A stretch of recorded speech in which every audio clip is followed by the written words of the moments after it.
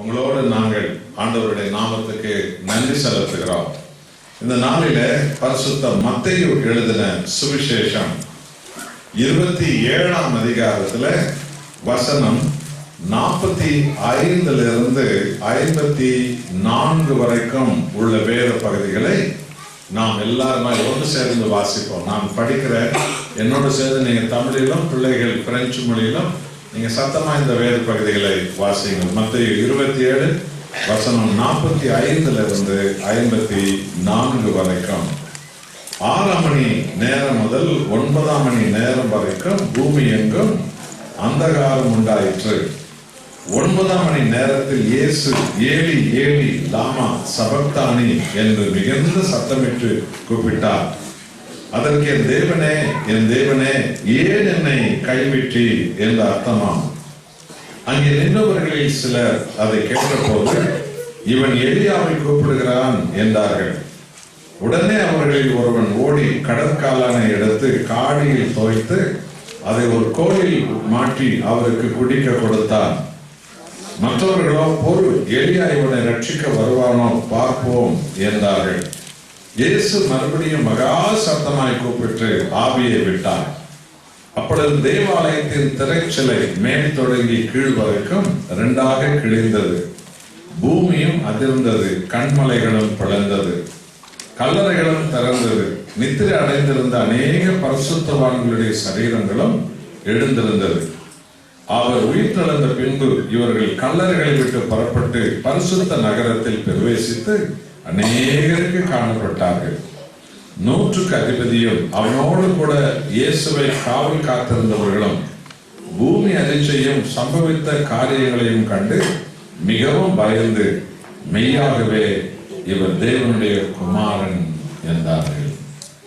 நாம் அப்படியே கண்களை மூடி, தேவனே, இதோ உமது ரத்தத்தால், உமது ஆவியால், உமது வசனத்தால் இந்த முதல் நாளிலே எங்கள் எல்லாரையுமா நீர் கழுவ சித்தமானீர்.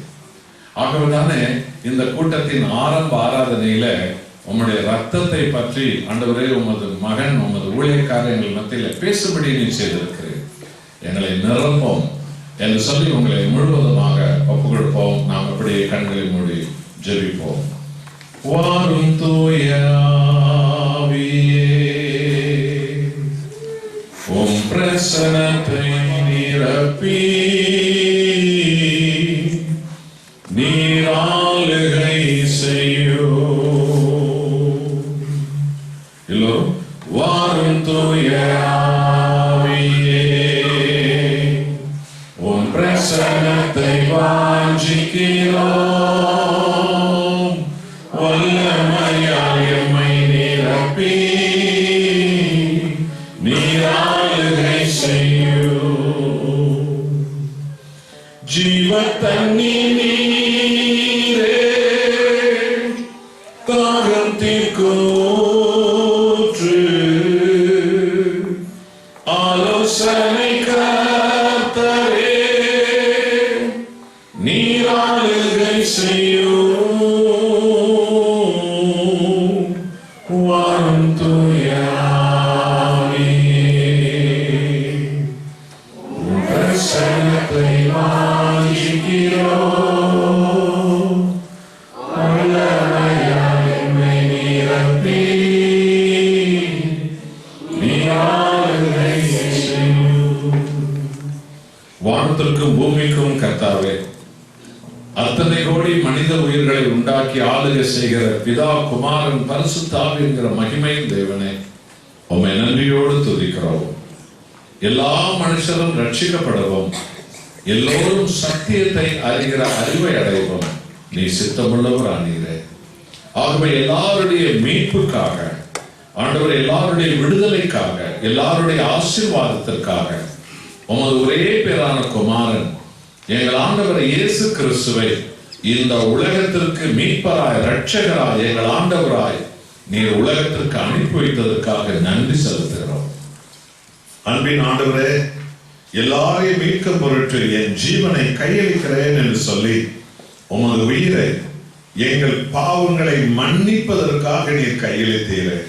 உமக்கு கோடி ஸ்தோத்திரம். இன்றைக்கும் கூட கர்த்தாவே, உம்முடைய சிலுவை ரத்தத்தால், சிலுவையின் ஆவியினால், சிலுவையில் நீர் ஒப்பு கொடுத்த நித்திய பலியினால் ஆண்டவரே அப்போஸ்தலிக்க நற்செய்தி சபை முழுவதையுமாய் அபிஷேகித்த ராஜா, இந்த தேசம் முழுவதும் அசைக்கப்படக்கூடிய அப்போஸ்தலர்கள் இந்த சபையிலிருந்து எழும்பும்படியாக கர்த்தாவே நீர் ஆளுகை செய்வீராக. ஆண்டவரே உமது சபையை ஆண்டவரே உமது வெளிச்சத்தில் நடத்துவதற்கு நீ தெரிந்து கொண்ட உமது மகன் பாஸ்டர் ஜாக்கை ஆண்டவரை அதிகமாய் ஆசீர்வதியும். அவரோடு நீ தந்திருக்கிற எல்லா உடன் ஊழியக்கார சகோதர சகோதரிகளை ஆண்டவரை நீ தாமே அபிஷேகத்தால் நிரப்புங்க ராஜா. ஒவ்வொரு குடும்பங்களிலும் இயேசு கிறிஸ்து ரத்தம் தெளிக்கப்படுவதாக. ஒவ்வொரு பிள்ளைகளுடைய ஆவி ஆத்மா சரீரத்தில் இயேசு கிறிஸ்து ரத்தம் தெளிக்கப்படுவதாக. ஒவ்வொருடைய வாழ்க்கையில பரிசுத்த ஆவியானுடைய பலத்த கிரியைகள் நடப்பதாக. உமது ராஜ்யம் இந்த தேசம் முழுவதும் வளர்வதாக. ஆண்டவரே உமது நாமம் மாத்திரம் மகிமைப்படுவதாக. அடையாளங்களினால், அற்புதங்களினால், மனம் திரும்புதலினால் வந்திருக்கிற உமது ஜனம் எல்லாரையும் கர்த்தர் தொட வேண்டுமாய் நாங்கள் வேண்டிக் கொள்கிறோம். என்னை மறைத்து நீ பேசுவீராக. துதி, கன, மகிமை, மாட்சிமை எல்லாம் உமக்கே கொடுக்கிறோம். எங்கள் ஆண்டவர் இயேசு கிறிஸ்துவின் விலையேற பெற்ற நாமத்தில் வேண்டிக் கொள்கிறோம் நல்ல பிதாவே, ஆமென். கிறிஸ்துவில் அன்பான சகோதர சகோதரிகளே, உங்கள் எல்லோருக்கும் என்னுடைய அன்பின் வாழ்த்துக்கள். மனிதன் பாவத்தில் விழுந்த போது தேவனாகிய கர்த்தர் மனித குலத்திற்கு பாவ பரிகார பலிகளை அவர் ஏற்படுத்தினார். ஆகவே பாவம் செய்த ஒரு மனிதன் அந்த பாவத்திற்கு பரிகாரம் செய்ய வேண்டும் என்று சொன்னால் அவன் காளை மாட்டை பாவ மன்னிப்புக்காக பலியாக கொடுக்க வேண்டும் என்று கர்த்தர் கட்டளை கொடுத்தார். லேவியர் ஆகமம் 4ஆம் அதிகாரம் முதல் 4 வசனத்தில் பாருங்கள். பாவம் செய்தவர்கள் பாவ மன்னிப்புக்கு பரிகாரமாக காளை மாட்டை பலியிட வேண்டும் என்று தேவனாகிய கர்த்தர் சொல்லியிருக்கிற அந்த பிரமாணம் அங்கே எழுதப்பட்டிருக்கிறது. லேவியர் ஆகமம் 5ஆம் அதிகாரத்துல 6ஆம் வசனத்திலிருந்து 10ஆம் வசனம் வரைக்கும் வாசித்து பாருங்கள். அங்கே பாவ மன்னிப்புக்கு ஆடுகளை பலியிட வேண்டும் என்று தேவனாகிய கர்த்தர் சொன்னார். ஆகவே பாவ மன்னிப்புக்கு ஆடுகளும் மாடுகளும் இஸ்ராயேல் மக்களால் பலியிடப்பட்டது. ஒருவேளை மாட்டை வாங்குவதற்கு, ஆட்டை வாங்குவதற்கு பணம் இல்லாத ஏழைகளாய் இருப்பார்கள் என்று வைத்துக் கொள்வோம். அவர்கள் என்ன செய்வது? கர்த்தர் அதற்கும் ஒரு ஆலோசனையை கொடுத்தார். அவர்கள் புறாவை வாங்கி பலியிட வேண்டும் என்று தேவன் சொன்னார். லேவியர் 5ஆம் அதிகாரத்துல 6ஆம் வசனத்திலிருந்து 10ஆம் வசனம் வரைக்கும் உள்ள வேத பகுதியில இந்த ஆடுகளும் புறாவையும் பலியிட வேண்டும் என்று கர்த்தர் சொல்லியிருப்பதை காணலாம். ஆடு வாங்க சக்தி இல்லாத ஒரு ஏழை, அவனும் பலியிடணும். அவனுடைய சக்திக்கு தகுந்தபடி புறாவை வாங்கி பலியிட வேண்டும் என்று கர்த்தர் சொன்னார். ஆகவே இந்த உலக வரலாற்றிலேயே தேவனால் தெரிந்து கொள்ளப்பட்ட இஸ்ராயேல் மக்கள், அந்த மக்கள் பாவ மன்னிப்புக்காக மாடுகளை பலியிட்டார்கள், ஆடுகளை பலியிட்டார்கள், புறாவை பலியிட்டார்கள். இவர்கள் பலியிடுவதை பார்த்துதான் ஆசியா கண்டம் முழுவதும், ஏன் உலகம் முழுவதும், நம்முடைய இந்தியாவிலே இலங்கையில் இருக்கிற எல்லா மக்களும் இவங்க பலியிட்டு இவர்கள் பலியை கடவுளுக்கு கொடுக்கிறத பார்த்துதான் இந்தியாவிலே இலங்கையில் இருக்கிற திராவிடர்களா எல்லாரும் சேர்ந்து என்ன பண்ணியிருக்கிறாங்க, அவங்க கூட மாடு வெட்டி சாமி கும்பிடுறது, ஆடு வெட்டி சாமி கும்பிடுறது, கோழி வெட்டி சாமி கும்பிடுறது பழக்கத்தை அவங்க கூட பின்பற்றி இருக்கிறாங்க. இந்தியா முழுவதும் மாடு வெட்டி சாமி கும்பிடுறாங்க, ஆடு வெட்டி சாமி கும்பிடுறாங்க, கோழி வெட்டி சாமி கும்பிடுறாங்க என்ற ஒரு பாஷை இந்தியா முழுவதும் வளர்ந்திருப்பதை நீங்கள் அறிந்திருக்கலாம், கேள்விப்படலாம். அவர்களை கேட்டு பாருங்கள், உட மாடு வெட்டி சாமி கும்பிடுறதுக்கு யார் சொன்னது கேட்டு பாருங்கள், அவங்களுக்கு சொல்ல தெரியாது. ஆடு வெட்டி கோழி வெட்டி சாமி கும்பிடுறேன்னு சொல்றியே, இதை உனக்கு செய்ய சொன்னது யார் என்று கேட்டு பாருங்க, அவங்களுக்கு சொல்ல தெரியாது. ஆனால் ஒண்ணு தெரியும், இது எங்கிருந்து எங்களுக்கு தெரியாது, ஆனா பாரம்பரியமா எங்களுக்கு முன்னோர்கள்லாம் இப்படிதாங்க சாமி கும்பிட்டோம், நாங்களும் அப்படிதாங்க செய்வோம் என்று இன்றைக்கும் அவர்கள் சொல்லிக் கொண்டிருக்கிறார்கள். என் அன்பானவர்களே, இந்த ஆடுகளை வெட்டி பலியிட வேண்டும், மாடுகளை வெட்டி பலியிட வேண்டும், புறாவை வெட்டி பலியிட வேண்டும் என்று வானத்தை பூமி உண்டாக்கின தேவனாகிய கர்த்தரை இஸ்ரவேல் மக்களுக்கு சொன்ன அந்த அடிப்படை சத்தியத்தை தான் இந்த பைபிள் போதிக்கிறது. விசுவாசிக்கிறவர்கள் அல்லேலூயா என்று சொல்லலாம். அல்லேலூயா. எத்தனை பெரிய சத்தியம்! ஆம், பாவ மன்னிப்பு பெற வேண்டும் என்றால் ஒருவன் மாடுகளை பலியிட வேண்டும், ஆடுகளை பலியிட வேண்டும். ஏழைகளா இருப்பார்கள் என்றால் புறாவை பலியிட வேண்டும். இந்த பலியிடப்பட்ட மிருகங்களின் ரத்தத்தை எடுத்து ஆசாரியர்கள் என்ன செய்தார்கள் என்றால் பலிப்பிடத்தை சுற்றிலும் ஊற்றினார்கள். என்றால் இந்த பலிப்பிடத்துல அந்த பாவ பரிகாரம் செய்யப்பட்டது. சரி, எதற்காக பாவ மன்னிப்புக்கு மாடுகளை ஆடுகளையும் புறாவையும் பலியிடணும்? இந்த உண்மையை உலகம் தெரிஞ்சுக்கணும். விசுவாசிகளான நீங்களும் நாம் கூட தெரிஞ்சுக்கணும். பலியிடுவது எதற்காக என்று சொன்னால், பாவம் செய்த எந்த ஒரு மனுஷனும் மனுஷியும் ஒன்றை உணரணும். என்ன தெரியுமா? நான் பாவம் மன்னிப்பு பெற வேண்டும் என்றால் முதலாவது அதற்கு ஒரு விலை கொடுக்கணும். ஏன்னா அதிக பணம் கொடுத்துதான் ஒரு மாட்டை வாங்கணும், ஆட்டை வாங்கணும். ஏழையா இருந்தால் புறாவை வாங்கணும். அப்போ நான் பாவம் மன்னிப்பு பெறணும்னு சொன்னா அதுக்கு ஒரு விலை கொடுக்கணும். ரெண்டாவது, நான் பாவம் மன்னிப்பு பெற வேண்டும் என்றால் என் பாவங்கள் மன்னிக்கப்பட வேண்டும் என்று சொன்னால் அதற்கு ஒரு உயிர் கொடுக்கப்பட வேண்டும். இந்த ரெண்டு உண்மைகளை மனித குலம் அறிய வேண்டும் என்று சொல்லிதான் தலைமுறை தலைமுறையாக தலைமுறை தலைமுறையாக தலைமுறை தலைமுறையாக பாவம் செய்த எந்த ஒரு மனுஷனும் மாடுகளையும் ஆடுகளையும் புறாவையும் பலியிடும் அந்த பலி ஆராதனையை தேவனாகிய கர்த்தர் உலகத்தில் அனுமதித்தார். என் அன்பான சகோதர சகோதரிகளே, உன் பாவங்கள் மன்னிக்கப்பட சிலுவையிலே ஒரு விலை கொடுக்கப்பட்டது. உன் பாவம் மன்னிக்கப்பட உனக்காக ஒரு உயிர் கொடுக்கப்பட்டிருக்கிறது. இதை நீ உணரும் போதுதான் பாவத்தை விட்டு நீ விலக முடியும், பாவம் செய்யாமல் நீ வாழ முடியும். இன்னைக்கு அநேக பேர் செய்த பாவத்திற்கு ஏதோ நின்று கொண்டோ உட்கார்ந்து கொண்டோ கர்த்தாவே அப்படி பண்ணியன் இப்படி பண்ணியும் என்று சொல்லிவிட்டால் அவர் மன்னித்து விடுகிறார் என்று நமக்கு நாமே தீர்மானம் பண்ணிக் கொள்கிறோம். ஆனால் முடிவு என்னவென்றால் அதே பாவத்தை தான் திரும்பவும் சமுதாயத்தில் போய் செய்து கொண்டிருக்கிறார்கள். காரணம் என்ன என்றால், என் பாவம் மன்னிக்கப்பட ஒரு விலை கொடுக்கப்பட்டது என்று அவங்களுக்கு தெரியாது. என் பாவம் மன்னிக்கப்பட ஒரு உயிர் கொடுக்கப்பட்டது என்று அவங்களுக்கு தெரியாது. உங்கள் பாவங்களை நீங்கள் மனம் திரும்பி விடாத பட்சத்தில் என்னை சும்மா மன்னியம் மன்னியம் மன்னியம் என்றால் அவர் மன்னிக்கிறார். ஆனால் தேவன் உன்னை மன்னிக்க மனித உருவெடுத்து சிலுவையில உனக்கு எனக்கு நமக்கு ஒரு விலை கொடுத்தார். உங்களை நம்மை மன்னிக்க, இந்த உலகத்தை மன்னிக்க, அக்கிரமக்காரர்களை மன்னிக்க, துரோகிகளை மன்னிக்க, சண்டாளர்களை மன்னிக்க, துன்மார்க்கர்களை மன்னிக்க இயேசு தன் உயிரை கொடுத்தார். ஆண்டவரே என்னை மன்னியும் என்று நாம் ஜெபிக்கிறோம். உண்மைதான், ரொம்ப சந்தோஷம். ஆனால் அவர் கொடுத்த மன்னிப்பை நீங்கள் மதிக்கணும் சொன்னா அதனுடைய பொருள் என்ன? எந்த பாவத்திற்கு மன்னியம் என்று கேட்டீர்களோ அந்த பாவத்தை விட்டவர்களாக நீங்கள் வாழணும். இரண்டாவது, அந்த பாவம் செய்யாதவர்களாக நீங்கள் ஆண்டவருடைய வார்த்தைகளை இப்படி நடந்து காட்டணும். ஆனா இன்றைக்கு நம்ம அநேக பேர் என்ன செய்கிறோம் என்றால், என்னை மன்னியம் என்று கேட்க கற்றுக்கொண்டிருக்கிறோம். ஆனால் அந்த மன்னிப்பை நாம காப்பாற்றுறதே இல்லை. எந்த பாவத்தை விட்டுறோம் என்று சொன்னோமோ அந்த பாவத்தை தான் முடிஞ்சு வெளியில போய் எல்லாரும் அதுலதான் செஞ்சுன்னு இருக்கிறாங்க. அதனாலதான் அவங்க தெரிந்திலையே, இவங்க தெரிந்திலையே, அவங்க தெரிந்திலையே, அவங்க மார்வேல பாருங்க, இவங்க மார்வேல பாருங்க, என் புருஷன் மார்வேல, என் பொஞ்சாட்டி மாறல, என் மகன் மாறல, என் மருமகன் மாறல, மாமியார் மாறல, மாமனார் மாறலன்னு ஒருத்தர் மாறல அவங்க மார்வேல பாருங்க, என்ன மோசம் பார்த்தீங்களா, அவங்க திருந்தவே பாருங்க என்ற பேச்சு இன்ன வரைக்கும் ஏன் இருக்குது?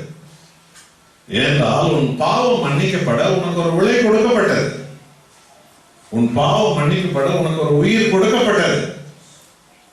அதனுடைய சத்தியத்தை நீங்கள் உணராமல் வாழ்கிறதன் விளைவுதான். என் அன்பான சகோதரனே சகோதரியே, இதனுடைய விளைவுதான் இஸ்ரவேல் மக்கள் திரும்ப பாவம் செய்தார்கள். ஒரு விலை கொடுக்கணும். தேவனுடைய சித்தம் தான். ஒரு விலை கொடுக்கப்பட்டது, ஒரு உயிர் கொடுக்கப்பட்டது. சரி, இந்த பலியை கர்த்தரே ஏதேன் தோட்டத்தில் ஆரம்பித்தார்.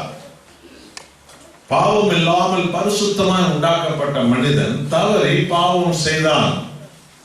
பாவம் செய்தவனை அழிக்க தேவனுக்கு விருப்பம் இல்லை. உங்க பிள்ளைங்க தவறு பண்ணிட்டாங்க.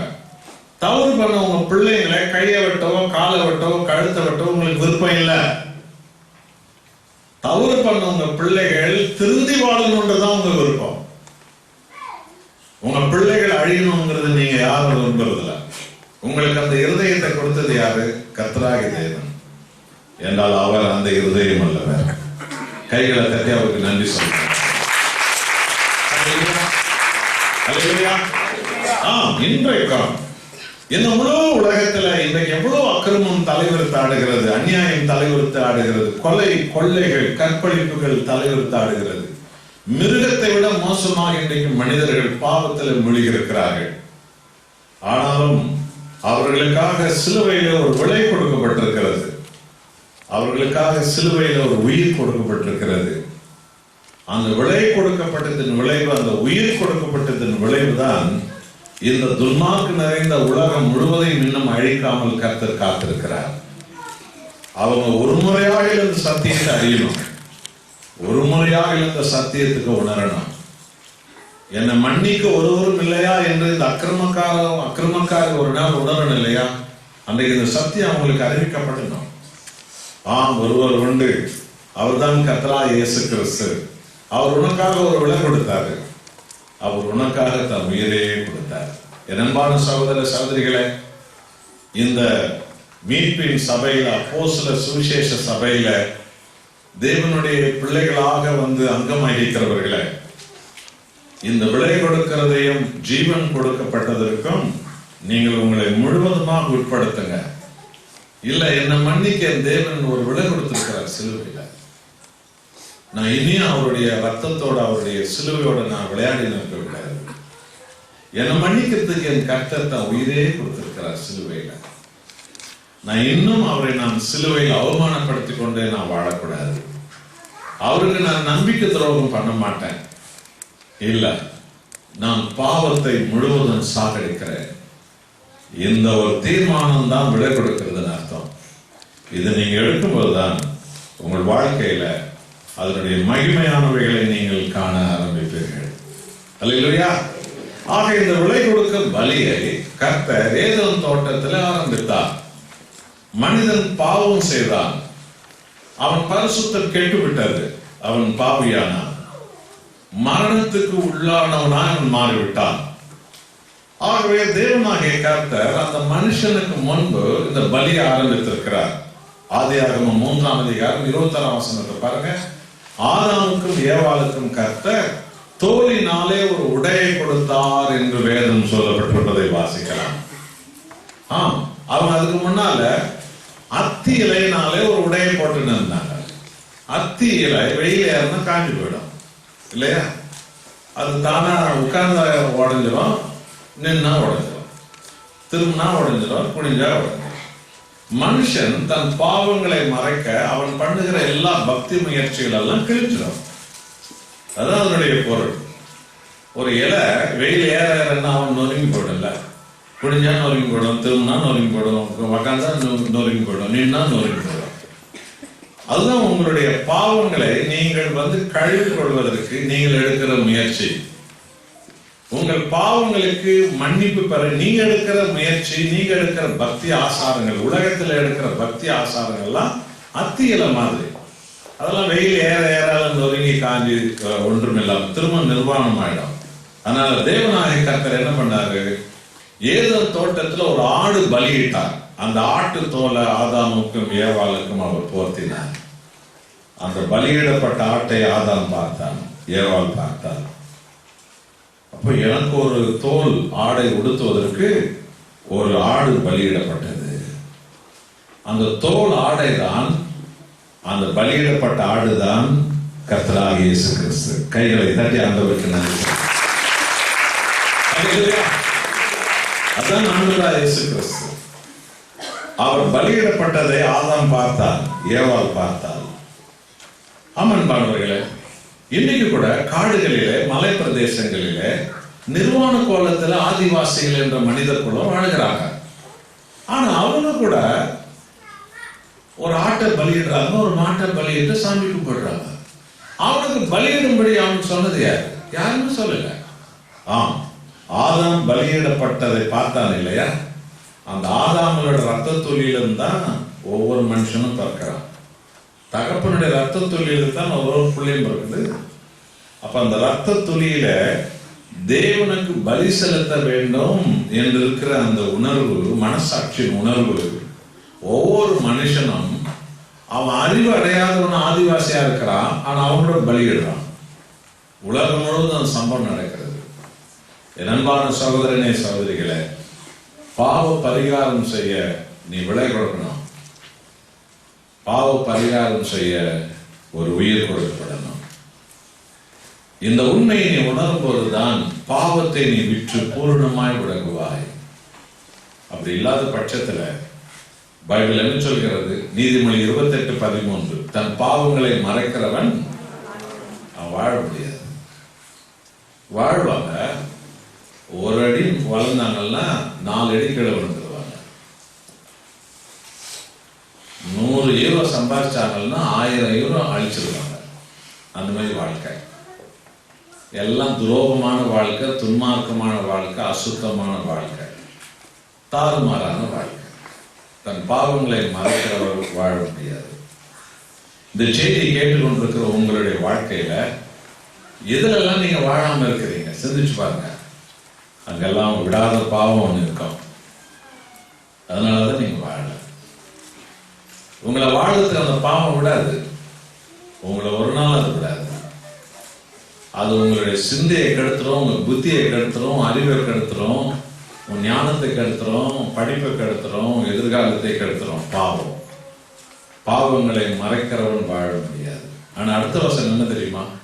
அவைகளை அறிக்கை செய்து விட்டு விடுகிறவனோ, பாத்தீங்களா, தேவனுடைய கிருபையை, இரக்கத்தை பெற்றுக் கொள்கிறான். கைகளை தட்டி ஆண்டவருக்கு நன்றி சொல்லுகிறேன்.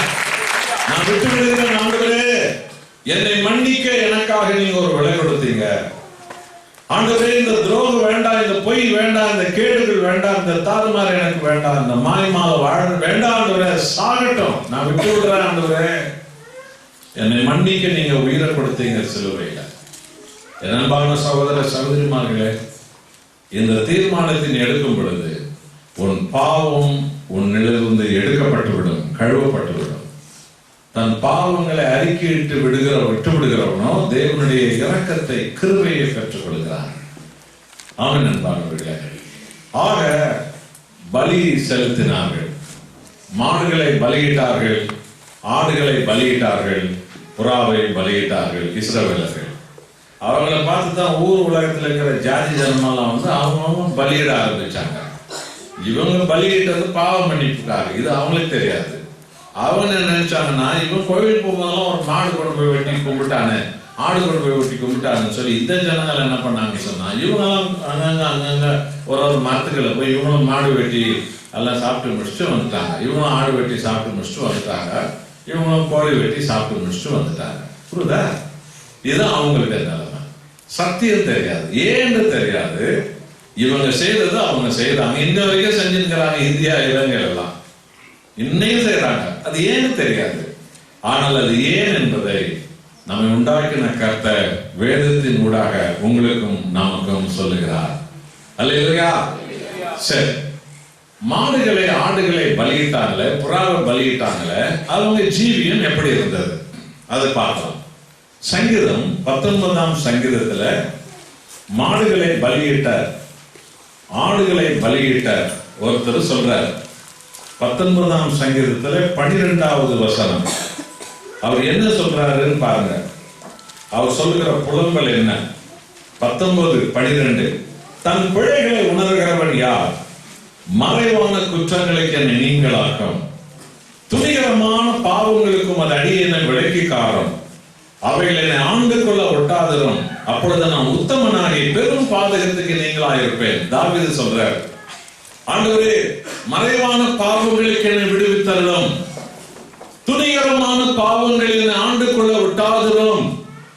ஆண்டவரே, நான் வெளியில நல்லவனா இருக்கிறேன், ஆனா ரகசியமா நான் பாவம் செய்யறேன். நான் ரகசிய பாவியா நான் இருக்கிறேன். நான் வெளியில ரொம்ப நல்லவனா தான் நான் இருக்கிறேன், ஆனா ரகசியமா நான் பாவம் செய்யறேன். ஐயோ, துணிகரமான பாவங்களை நான் செய்யறேன்.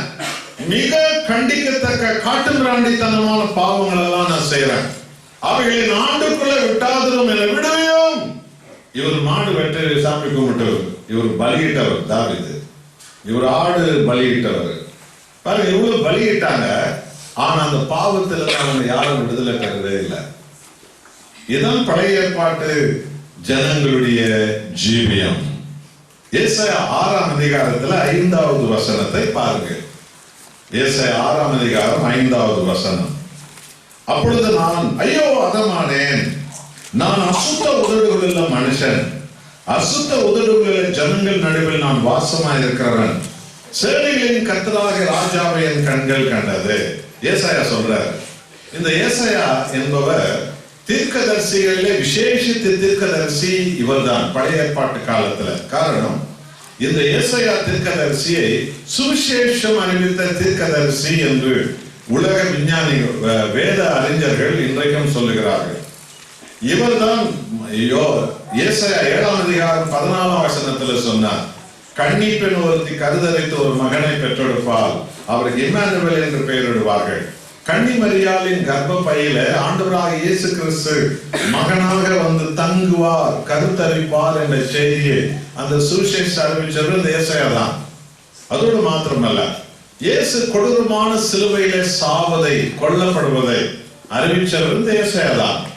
இயேசு உயிர் தெழுந்ததை வருவதை சொன்னவர் இந்த ஏசாயா தான். இயேசு கிறிஸ்து பறப்பதற்கு 750 வருஷத்துக்கு முன்னாலும் சொன்ன மாபெரும் தீர்க்கதரிசி. இந்த தீர்க்கதரிசி ஏசாயா வருவார் என்றால் ராஜாக்கள் பயப்படுவார்களாம். காரணம், அவருடைய வாயில ஒரு வார்த்தை வந்ததுதான் அது அப்படியே நடக்கும்.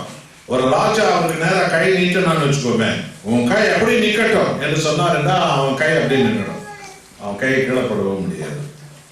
அப்படிப்பட்ட ஒரு தீர்க்கதரிசி, தேவனுடைய வாயாய் அவர் இருந்தார். ஆமென் அன்பானவர்களே. ஆகவே இந்த ஏசாயாவை கண்டு ராஜாக்கள் பயந்திருக்கிறார்கள், நாடுகள் பயந்திருக்கிறது. அப்படிப்பட்ட ராஜாக்கள் பயந்த ஏசாயா, ஜனங்கள் பயந்த ஏசாயா, இப்போ தேவனுக்கு முன்பு இவர் சொல்றாரு, ஐயோ நான் அதமானேன் தெரியுமா, நான் அழிந்து போறேன், நான் அசுத்த உதடுள்ள மனுஷன் சொல்றாரு இவர். பாருங்க, ஜனங்க மத்தியில் ஒரு பெரிய சைக்கிள், பெரிய பரிசுத்தவான். ஆனா தேவனுக்கு முன்னால் அவர் சொல்றாரு, என் உதட்டுல பாவம் இருக்குது ஆண்டவரே, நான் அசுத்த உதடுள்ள ஜனங்கள் மத்தியில் இருக்கிறேன். என்ன போய் பரிசுத்தவான்னு சொன்னாங்க இந்த ஜனங்கள்லாம், அப்ப அவங்க உதட்டுல கூட பாவம் இருக்குதுன்றார். சரி, இவர் உதட்டுல இருக்கிற பாவம், ஜனங்க உதட்டு இருக்கிற பாவம் இவருக்கு எப்படி தெரிஞ்சது? அடுத்த வசனத்தை பாருங்க. கர்த்தராகிய ராஜாவை என் கண்கள் கண்டது. பாத்தீங்களா, மகா பெரிய பரிசுத்தரான தேவனை ஏசாயா பார்க்கிறார். அவரை பார்க்கும் போதுதான் இவருக்கு தெரிகிறது, என் வாயில எவ்வளவு அசுத்தம் இருக்குது, என்னை சுற்றில இருக்கிற ஜனங்க வாயில எவ்வளவு அசுத்தம் இருக்கிறது. என் அன்பான சகோதர சகோதரிகளே, நாம் ஆராதிக்கிற தேவன் எத்தனை பெரிய பரிசுத்தர் என்று அவருடைய பிரசன்னத்தை காணும் நாளில தான் நமக்கு தெரியும். அப்பதான் நம்மகிட்ட இருக்க எத்தனை குப்பைகள்லாம் தெரியும். நீங்கள் வேதத்தை பாருங்க, நீங்க கண்ணாடியில பார்க்கும்போது உங்க முகம் தெரியும், ஆனா வேதத்தை பாருங்க, உங்களுடைய ஆவிக்குரிய முகம் தெரியும். வேதம் ஒரு பரிசுத்த கண்ணாடி. பூமியின் கண்ணாடியில உங்க முகம் தெரியுது, எங்க ஒரு கருப்புள்ளி இருந்தா அதை மறைக்கிறதுக்கு என்னென்னமா பண்றீங்க இல்லையா? ஆனா வேதத்தை கொஞ்சம் பாருங்க, உங்களுடைய ஆவிக்குரிய கண்ணாடி, அங்க எத்தனை கருப்புள்ளி இருக்குதுன்னு இந்த ஆவிக்குரிய கண்ணாடி காட்டும். இந்த வேதத்தை படிக்க படிக்க படிக்க, ஐயோ என்னிடத்துல எத்தனை கருப்பு புள்ளி இருக்குது, என்கிட்ட எத்தனை ஓட்டைகள் இருக்குது எனக்கு இப்ப தெரியுது. பிசாசு வேதத்தை நீங்கள் ஏன் பார்க்காதபடி செஞ்சான் என்றால், உங்ககிட்ட இருக்கிற ஓட்டை உனக்கு தெரியக்கூடாது என்று. சாவ வரைக்கும் நீ ஓட்டையாக செத்தடணும், அதான் சாத்தானுடைய தந்திரம். ஆனால் தேவனுடைய விருப்பம் அதுவல்ல. அவங்க இந்த ஏசாயா தேவனை கண்டு என் உதட்டுல பாவம் இருக்குதுன்னு சொன்னார். என் அன்பான சகோதர சகோதரிகளே, இந்த ஏசாயா மாடுகளை பலியிட்டவர், ஆடுகளை பலியிட்டவர். அவர் பல பலியிட்டு இருக்கிறார். ஆனா அவர் பார்த்தீங்களா, என் உதட்டில் பாவம் இருக்குதுன்னு சொல்றாரு. ஏன்? காரணம் என்ன? எபிரேயர் 10ஆம் அதிகாரத்துல 4வது வசனம். எபிரேயர் 10ஆம் அதிகாரம் 4வது வசனத்துல பாருங்கள், பரிசுத்த ஆவியானவர் இந்த எபிரேய அப்போஸ்தலனை கொண்டு இந்த ரகசியத்தை எழுதினார். எபிரேயர் 10:4, அல்லாமலும் காளை வெள்ளாட்டுக்கடா இவர்களுடைய ரத்தம் பாவங்களை நிவர்த்தி செய்ய மாட்டாதே. இதுதான் உண்மை. பாவ பரிகாரம் செஞ்சாங்க, ஆனா பாவங்கள் யாரும் விடுதலை பெறவே இல்லை. திரும்பவும் பாவம் செஞ்சாங்க. இதுதான் பழைய ஏற்பாட்டு ஜனங்களுடைய வாழ்க்கை. ஆடு பலியிட்டாங்க, பாவம் செஞ்சாங்க. மாடு பலியிட்டாங்க, பாவம் செஞ்சாங்க. புறாவு பலியிட்டாங்க, பாவம் செஞ்சாங்க. அவங்க பல பலியிட்டாங்க. வருஷா வருஷம் ஒரு மாடு கொண்டு பலியிட்டான், வருஷா வருஷம் ஒரு ஆடு கொண்டு பலியிட்டான், வருஷா வருஷம் எல்லாம் பலியிட்டாங்க. திரும்ப பாவம் செஞ்சாங்க. காரணம் என்ன? வெள்ளாட்டுக்கடா காளை இவங்களுடைய ரத்தம் பாவங்களை நிவர்த்தி செய்ய மாட்டாதே. பாவத்தை அது கழுவ முடியல. பாவ பரிகாரம் செஞ்சாங்க, ஆனா பாவத்தை அது கழுவ முடியல. இதுதான் உலகத்தாருடைய நிலைமை. அவங்க திரும்பவும்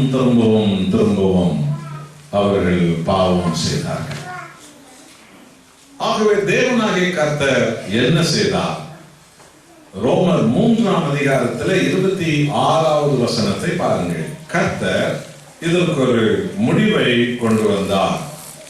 ரோமர் 3ஆம் அதிகாரத்துல 26வது வசனத்தில் பரிசுத்த ஆவியானவர் பவுலை கொண்டு, ரொம்ப சின்ன வசனம் ஆனா ரொம்ப பெரிய விஷயம் இது. என்ன சொல்கிறது? கிறிஸ்து இயேசுவுடைய ரத்தத்தை பற்றும் விசுவாசத்தினாலே பலிக்கும் கிருபாதார பலியாக அவரையே ஏற்படுத்தினார். கைகளை பலமாய் தட்டுவாங்க.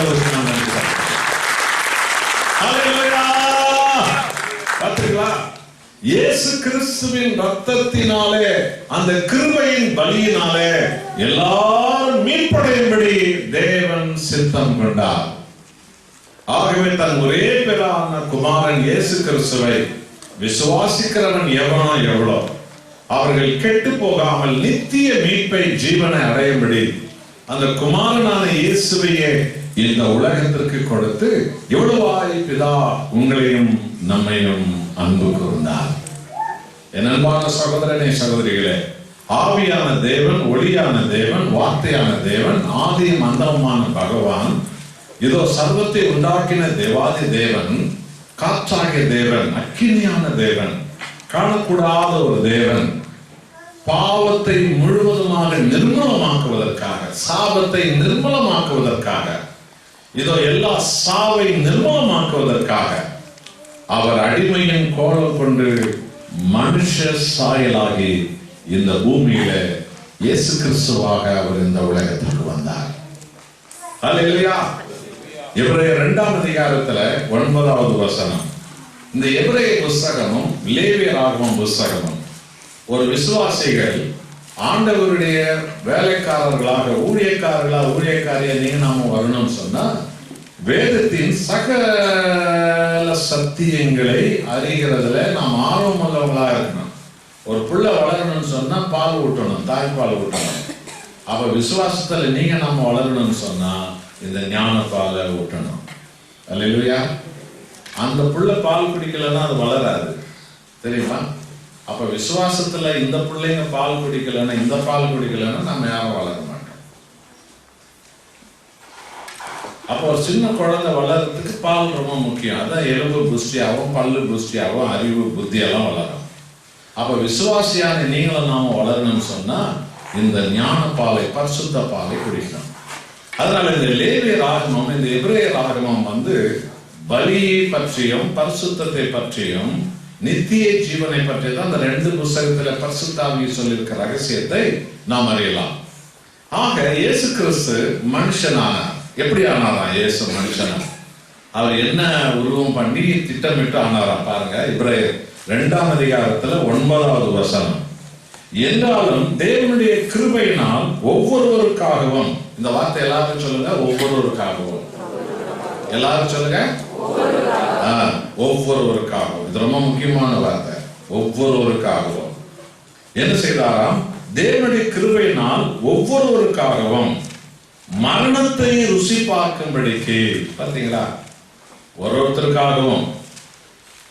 என் அன்பான சகோதரனே சகோதரி, அன்னைக்கு எப்படி ஒருத்தருக்காக ஒரு ஆடு பலியிடப்பட்டது, ஒருத்தருக்காக ஒரு மாடு பலியிடப்பட்டது, ஒருத்தருக்காக ஒரு புறா பலியிடப்பட்டதுல, அதே போலதான் தேவனுடைய கிருபையினால ஒவ்வொருவருக்காகவும் மரணத்தை ருசி பார்க்கும்படிக்கு ஆண்டவராகிய இயேசு கிறிஸ்து தேவ தூதர்களும் சற்று சிறியவராகி உலகத்திற்கு வந்தார். கைகளை தட்டி ஆண்டவருக்கு நன்றி சொல்லுங்க.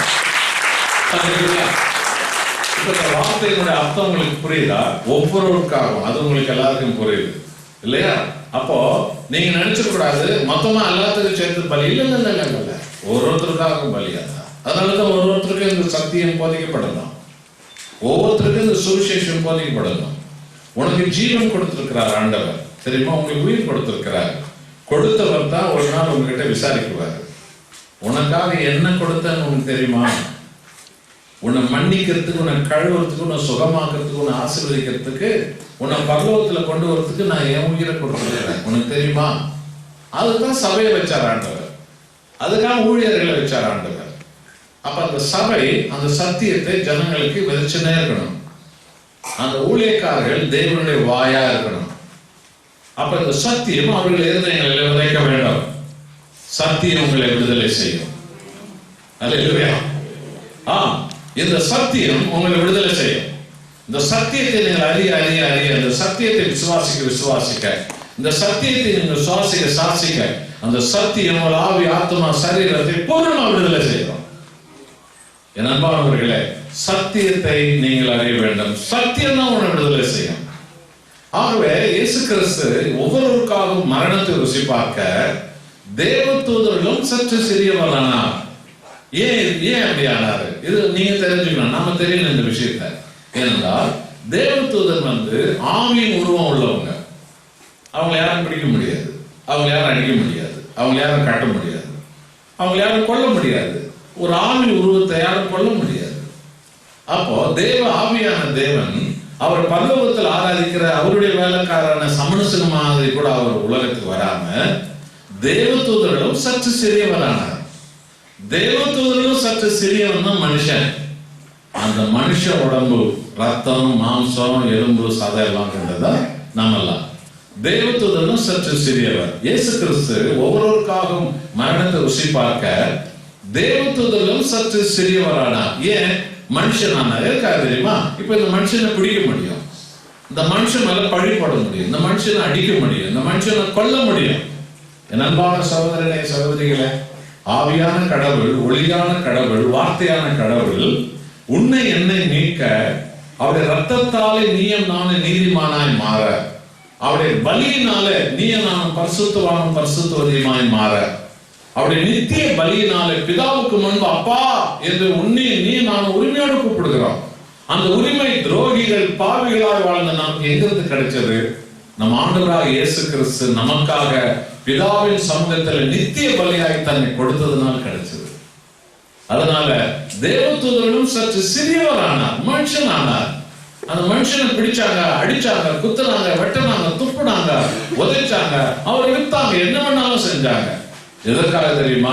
உங்களுக்காக, நமக்காக, இந்த உலகத்தில் இருக்கிற ஒவ்வொருவருக்காகவும் அவர் இயேசு கிறிஸ்து சிலுவையில் அதிக விலை கொடுத்தாரு. இயேசு கிறிஸ்து சிலுவையில் தன் ஜீவனை கொடுத்தாரு. ஹல்லேலூயா. ஆமென் அன்பானவர்களே. லூக்கா 5:32 நீதிமான்கள் இல்ல, நான் அவங்க மாதிரி இவங்க மாதிரி எல்லாம் இல்லைங்க, நான் சமரச மாதிரி என்று தன்னைத்தானே சொல்லிக் கொள்றாங்களா, அவங்களே இல்ல. ஆமா, நான் பாவிதான். ஆமா, தேவனுக்கு முன்பு நான் ஒன்றும் இல்லாதவன் தான், நான் ஒன்றும் இல்லாதவன் தான், நான் பாவிதான் என்று தன் பாவங்களை அறிக்கிடுறாங்களே, அந்த பாவிகளை மனம் திருப்பி அடைக்கவே நம் உலகத்துக்கு வந்தே இருந்தார் ஆண்டவர். ஹல்லேலூயா. என் அன்பான சகோதரனே சகோதரியே, இந்த உலகத்தின் மேன்மையை பார்த்து அதுக்குள்ள வாழ்ந்து இருக்கிற நீ உன்னை ஒழிச்சுக்காத. இல்ல, ஆண்டவருக்கு முன்னால் வந்து நினைக்காது. உன் வாழ்க்கையில் இருக்கிற குப்பை என்ன, உன் வாழ்க்கையில கிழிஞ்சு போன வார்த்தைகள் என்னன்னு அப்போ உனக்கு தெரியும். ஏசாவுக்கு ஆண்டவருக்கு முன்னால் வந்தோன்னு என் வாயில பாவம் இருக்குதுன்னு சொன்னார் இல்ல, அது போல தேவனுக்கு முன்பு வந்து பாரு, சிலுவைக்கு முன்பு வந்து பாரு, உன்னுடைய என்னுடைய நம்முடைய வாழ்க்கையில் எத்தனை கேடுகள் உண்டு என்று அப்பதான் தெரியும். ஆகிய பாவிகளை மனம் திருப்பி அழைக்கவே இந்த உலகத்திற்கு வந்தேன் என்றால் ஆண்டவராக இயேசு கிறிஸ்து. ரோமர் 5ஆம் அதிகாரம் 8வது வசனத்துல பாருங்கள், பரிசுத்த ஆவியானவர் என்ன எழுதினார் பவுலை கொண்டு, நாம் பாவிகளாய் இருக்கையில் கிறிஸ்து நமக்காக மரித்ததனால தேவன் நம்மேல் வைத்து தமது அன்பை விளங்க பண்ணினார். அல்லேலூயா.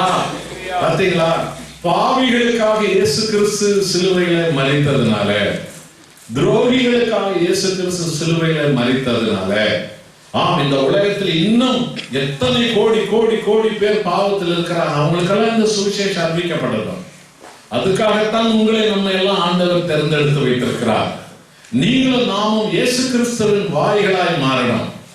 நீங்களும் நாமும் கர்த்தராகிய இயேசுவால் விடுவிக்கப்பட்டோம் என்றால், விடுவிக்கப்பட்ட நாம் என்ன விடுவிச்ச ஆண்டவர் உன்னை விடுவிக்க காத்திருக்கிறார் என்று சொல்லி ஒவ்வொருவருக்கும் இந்த சுவிசேஷத்தை சொல்லக்கூடிய பாத்திரங்களாக உங்களை நம்மை தேவன் எடுத்து பயன்படுத்துவார். ஆகவே நாம் பாவிகளாய் இருக்கையில் கிறிஸ்து இயேசு நமக்காக மரித்ததனால தேவன் நம்மேல் வைத்த அன்பு எத்தனை பெரியது என்று உங்களுக்கு விளங்குகிறதா? உங்களுக்கு தெரியுதா? உனக்காக அவர் விலை கொடுத்திருக்கிறாரு, உனக்கு தெரியுதா? உனக்காக தன் உயிரை கொடுத்தாரு, உனக்கு தெரியுதா? யோசித்து பாருங்க. பாவிகளுக்காக யாருன்னா உயிரை கொடுப்பாங்களா? நல்லவனுக்காக வேணா யாருன்னா ஒருத்தன் முன்ன வந்து நிற்பான். அநியாயக்காரன், மோசக்காரன், அக்கிரமக்காரனுக்காக யாருன்னா முன்ன வந்து நிற்பானா? உலகத்துல ஒருத்தரும் வர மாட்டாங்க. ஆனால் கர்த்தராகிய இயேசு வந்தார். விசுவாசிக்கிறதுனால சொல்லுங்க. ஆமென் அன்பானவர்களே, நீ தேவனுக்கு ஏன் நன்றி உள்ளவனா நன்றி உள்ளவளா இருக்கணும் தெரியுமா? உனக்கா யாரும் வர மாட்டாங்க. ஆனா உன்னை உண்டாக்கின ஆண்டவர் உனக்காக தான் வந்தார். பாவிகளுக்காக தன் ஜீவனை கொடுக்க இயேசு வந்தார். என் அன்பான சகோதர சகோதரிகளை, அன்னைக்கு ஒரு பண்ண பாவம் பண்ண எல்லாரும் கல்லில் அடிச்சாங்க. அத்தான உலகம். அவளுக்காக யாரும் வரல இல்ல. ஆனா இயேசு வந்தார். உங்களை பாவமா பண்ணாதவன் யார்? அவன் தான் அவங்களை கல்லடிங்க. அவ பாவிதான், உண்மைதான். ஆனா அவளை கல்லடிச்சு கொள்றதுக்கு நீங்க யாரு? உங்களை பாவமே பண்ணலையா? பண்ணாத வந்து அடிங்க. அவர் சொன்ன வார்த்தை கேட்டோன்னு அவன் பாவம் லாரி கணக்கா ஞாபகத்துக்கு வந்துடுச்சு. எல்லாம் விட்டு பயந்துட்டு ஓடி போயிட்டாங்க. அந்த பொண்ணு மாத்திரம் அழுத இருந்தா. இப்ப என்ன பண்ணிருக்கணும் இவரு? அவர் தான் பாவம் இல்லாதவர். அவளை அழிச்சிருக்கணும், அவர் அழிச்சிருக்கணும், கொண்டு இருக்கணும். அதுல என்ன பண்ணாரு? நானும் உன்னை தீர்ப்பட மாட்டேன், நானும் அழிக்க மாட்டேன், நீ சமாதானத்துடன் போ, இனி பாவம் செய்யாத. கைகள் தட்டி ஆண்டவரை நன்றி செலுத்தணும். எதுக்கு விடுதலை கொடுத்தாருன்னு தெரியுதா? ஹல்லேலூயா. ஏன் உங்களுக்கு சுகம் கொடுத்தாருன்னு தெரியுதா? ஆண்டவர் பழைய வாழ்க்கை வாழாத, புது வாழ்க்கை வாழு. உனக்கு ஏன் ஆண்டவர் ஒரு எதிர்காலத்தை கொடுக்கிறாரு? புது வாழ்க்கை வாழ்றதுக்கு. எங்கே இருக்கிறவங்களெல்லாம் ஆண்டவர் எதுக்கு பிரான்ஸ்ல கொண்டு வந்து வச்சுக்கிறார்? புது வாழ்க்கை வாழ்றதுக்கு. தெரியுமா? உன்னால வாழ முடியாது, முன்னேற முடியாது. உன் குடும்ப சூழ்நிலை எண்ணி பாரு. உன் ஆண்டவர் எங்க கொண்டு வந்து வச்சிருக்கிறாரு? அவருக்காக வாழ்றதுக்கு. இதுதான் அந்த அப்போஸ்தலிக்க சுவிசேஷ சபை வழியாக பரிசுத்த ஆவியானவர் உங்களுக்கு நமக்கு அவர் போதிக்கிறார். இனி பாவம் செய்யாத, போ என்று சொன்னார். இது வரைக்கும் அப்படி செஞ்சேங்க, அந்த வாழ்க்கை வாழ்ந்ததில்லை, இனிமே வாழாத, போ. அவளுக்கு ஒரு உயிர் கொடுத்தாரு பாருங்க. அவ சாக வேண்டியவா.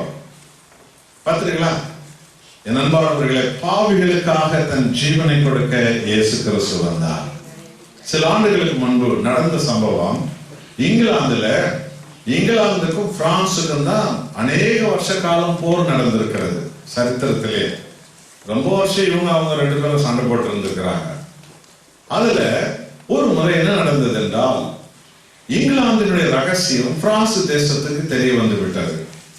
அவங்க எங்கெல்லாம் படை வச்சிருக்கிறாங்க, எந்தெந்த பக்கமெல்லாம் பிரான்ஸ தாக்க இருக்கிறாங்க என்று இவங்களுக்கு அந்த ரகசியம் தெரிந்து விட்டது. அதன்படி அவங்க பதுங்கி இருக்கிற இடத்துல எல்லாம் பிரெஞ்சு ராணுவம் அவர்களை தாக்க ஆரம்பித்து விட்டது. ஆக பிரிட்டிஷ் அரசாங்கம் பார்த்தது, இந்த விஷயம் எப்படி தெரியும்? கடைசியில கண்டுபிடிச்சாங்க. ஒரு ராணுவ வீரன், பிரிட்டிஷ் ராணுவ வீரன் பிரெஞ்சு ராணுவத்திற்கு பணத்துக்காக இந்த ரகசியத்தை அவன் சொல்லிட்டான் அப்படின்னு கண்டுபிடிச்சாங்க. இது நடந்த ஒரு சம்பவம். அப்போ பிரான்ஸ்ல பிரிட்டிஷ் கவர்மெண்ட்ல ஆலிவர் கிராம்பெல் அப்படின்னு சொல்ற ஒரு பெரிய தளபதி, ரொம்ப கடினமான ஒரு மனுஷன் அவர் இருந்திருக்கிறார். இறக்கமே பார்க்காத ஒரு ஆள். அப்படிப்பட்ட ஒரு மனுஷன். அவர் காலத்துலதான் இந்த சம்பவம் நடந்துச்சு. கடைசியில கண்டுபிடிச்சாங்க, யார் அந்த ராணுவ வீரனை பிடிச்சிட்டாங்க, இந்த மிலிட்டரிக்காரனை பிடிச்சிட்டாங்க. இவன் தான் நாம போடுற ராணுவம் திட்டமிட்டு ரகசியத்தெல்லாம் பிரெஞ்சு அரசாங்கத்துக்கு வித்திருக்கிறான் பணத்துக்காக. அவனை பிடிச்சிட்டாங்க. நடந்தது என்ன? அவனை ராணுவ கோர்ட்டு கொண்டு போனாங்க. இந்த தேச துரோகிக்கு சாவு தான் தண்டனை. இவனை ஜனங்க மத்தியில சுட்டு கொல்லணும் ராணுவ கோர்ட் சொன்னது.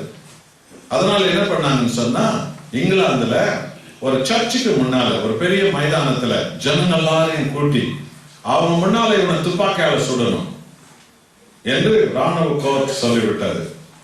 ஜனங்க திரளா கூடி இருக்கிறாங்க. அந்த கோர்ட் என்ன சொன்னது என்றால், அந்த சர்ச்சுக்கு முன்னால அவனை நிறுத்தணும், ஜன கூட்டாங்க வரணும், கோவில் மணியை அடிக்கும் போது அவனை சுடணும் துப்பாக்கியால என்று ராணுவ கோர்ட் சொல்லிவிட்டது.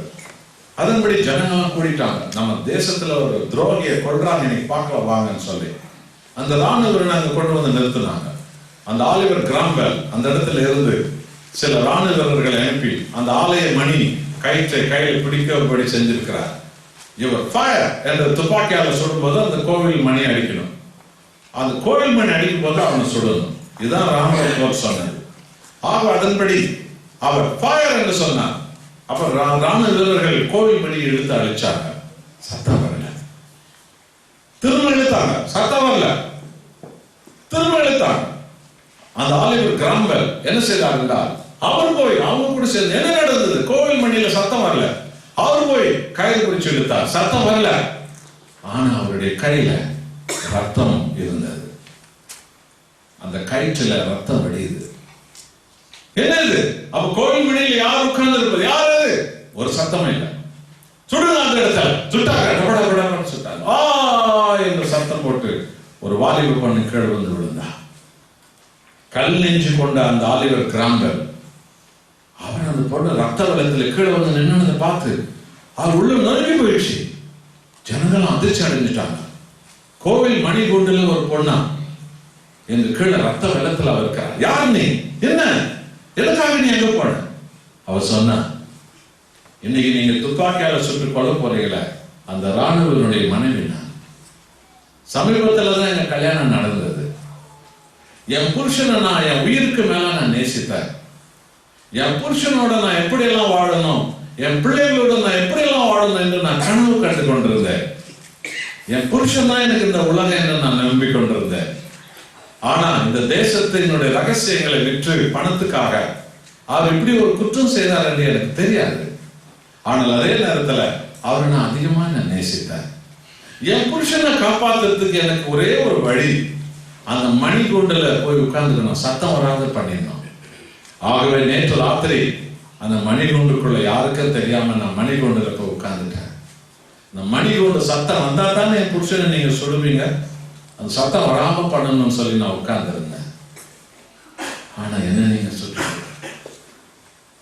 ஆகவே இப்ப நான் சொல்றேன், ஒரு குற்றம் செய்யாத என்ன நீங்க சொல்லிட்டீங்க. என் ஆசை ஒன்னே ஒண்ணு, அதை நிறைவேற்றுங்க. என் நிமித்தம் அந்த மனுஷனை மன்னிச்சிருக்க. அங்கிருந்த ஜனங்களும் அழ ஆரம்பித்து விட்டார்கள். கல் நெஞ்சு கொண்ட அந்த ஆலிவர் கிராம்பெல் அவர் அழுத்தார். இந்த பொண்ணு அவனை அவ்வளவு அன்பு செஞ்சாளா? அவன் நான் என் புருஷன் நான் எவ்வளவு அன்பு செய்தான் அவருக்கு தெரியும். என்னை பார்த்து அவர் விட்டு முடிவு என்ன தெரியுமா? அந்த பொண்ணுடைய நிலைமை கண்டு அவர் செத்து போயிட்டார். அந்த வார்த்தையை சொல்லி என்னை பார்த்து அவர் விட்டுடுங்க, அவர் விட்டுடுங்க. அந்த பொண்ணு செத்து போயிட்டார். முடிவு, அந்த சுடப்பட வேண்டிய குற்றவாளி அவள் நிமித்தம் விடப்பட்டார். இதைத்தான் கர்த்தராகிய இயேசு கிறிஸ்து உனக்காக எனக்காக சிலுவையில் செய்தார். பாவிகளை மீட்க, துரோகிகளை மீட்க, அக்கிரமக்காரர்களை மீட்க, அநியாயக்காரர்களை மீட்க, சண்டாளர்களை மீட்க, நன்றி கெட்டவர்களை மீட்க, சாவுக்கு சொந்தமான ஜனத்தை மீட்க ஆண்டவராக இயேசு கிறிஸ்து பாவிகளுக்காக கிறிஸ்து தன் உயிரை சிலுவையிலே கொடுத்தார். இந்த உயிரை கொடுக்கிறதுக்கு முன்னாலே என்ன சொன்னார்? லூக்கா 23:34, பிதாவே இவர்களை மன்னியும், இவங்களை மன்னிங்க, தாங்கள் செய்கிறது என்னதென்று அறியாமல் செய்கிறார்கள். மன்னிங்க. இந்த 2000 ஆண்டு காலமா அந்த ஜபத்தினாலதான் நீங்க நாம் எல்லாரும் இன்ன வரைக்கும் மன்னிக்கப்பட்டிருக்கு. இந்த உலகம் இன்ன வரைக்கும் மன்னிக்கப்பட்டு விளைவு என்ன தெரியுமா? பாவமற்ற ஒருவர், துரோகிகள், சண்டாளர்கள், மோசக்காரர்கள், அநியாயக்காரர்கள் நமக்காக, நம்மை அழிவிலிருந்து காப்பாற்றுவதற்காக நம்முடைய ஆண்டவராக இயேசு கிறிஸ்து கல்வாரி சிலுவையில தனது ஜீவனை அவர் கையளித்தார். கைகளை பலமாய் தட்டி நன்றியாக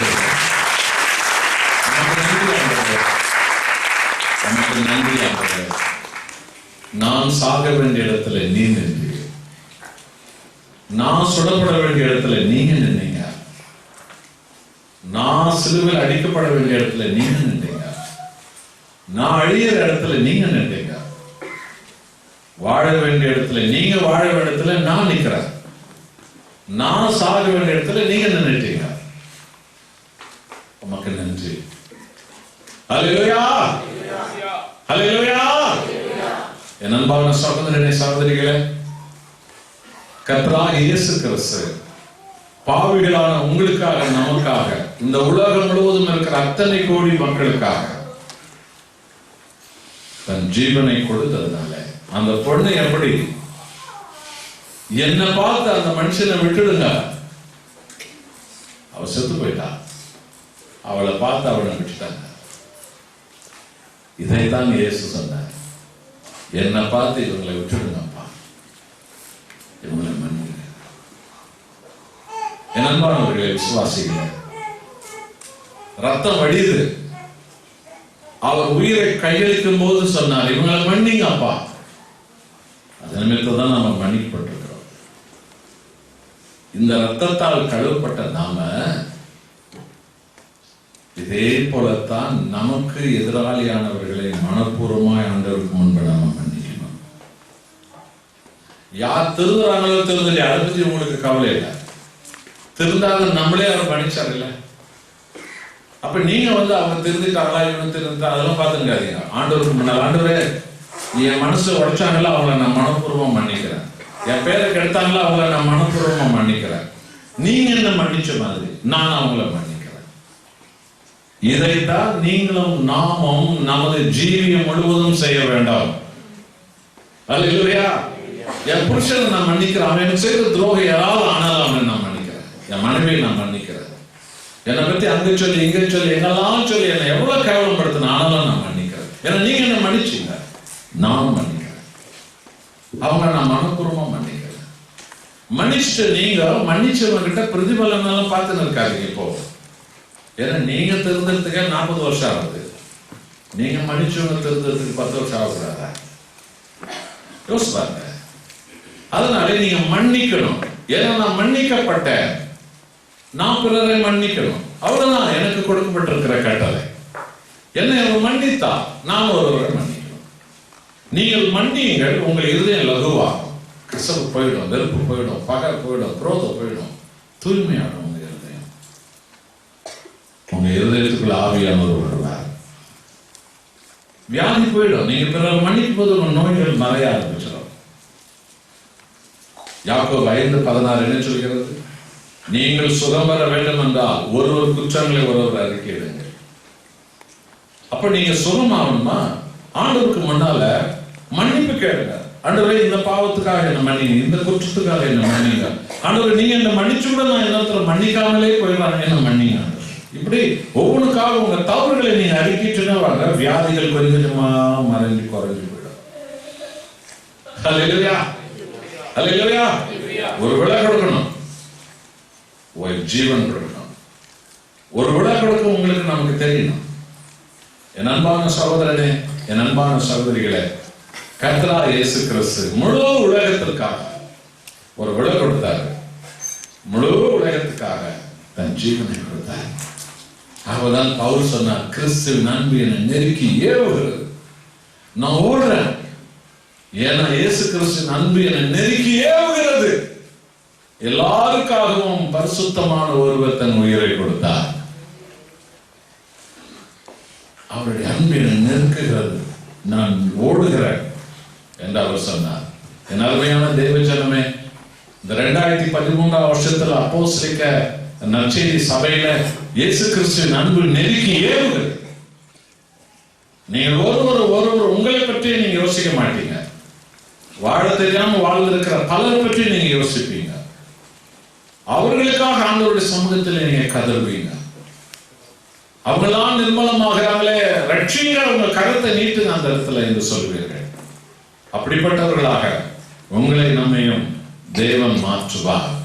கிறிஸ்து நமக்காக நித்திய பலியானார். 1 பேதுரு 4:8 சொல்கிறது, எல்லாவற்றுக்கும் மேலாக ஒருவரை ஒருவர் அன்பு செய்யுங்கள். ஊக்கமான அன்பு திரளான பாவங்களை மூடும். ஹல்லேலூயா.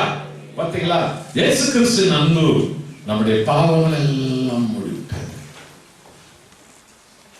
கிறிஸ்துவின் அன்பு நம்முடைய பாவங்களை மூடுகிறது. ஆகவே இன்றைக்கு கூட எந்த ஒரு பாவி இந்த சத்தியத்தை கேட்டு உணர்த்தப்பட்டு ஆண்டவரே என்னை மன்னியும் என்று கேட்கிற உரிமை உள்ளவன். ஏனால் அவன் பாவங்களை பிதாவின் வலது பக்கத்தில் அமர்ந்திருக்கிறவர் அவன் ஒப்பு கொடுக்கும் போது பிதாவுக்கு தன் காயங்களை காட்டுறாரு. அவனுக்காக தான் என்ன பாருங்க, மன்னிங்க, அவன் சாபத்தை எடுங்க, அவன் சாபத்தை எடுங்க, அந்த ஜனங்க சாபத்தை எடுங்க, அந்த தேசத்தின் சாபத்தை எடுங்க.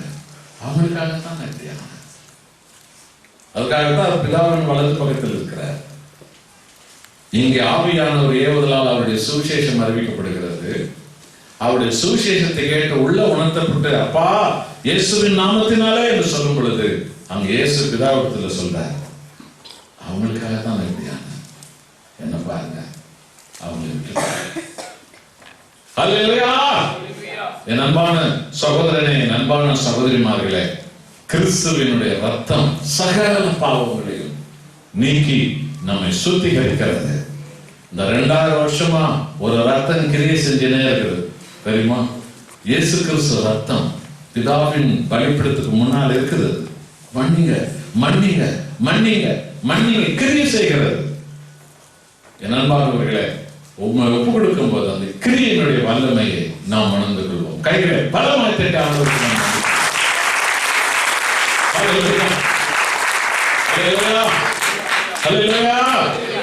இரண்டாவதாக இன்றைக்கு வாசிக்கப்பட்ட சுவிசேஷத்துல ஆண்டவராகிய இயேசு கிறிஸ்து சிலுவையில ஒரு வினோதமான ஒரு குரலை எழுப்பினார்.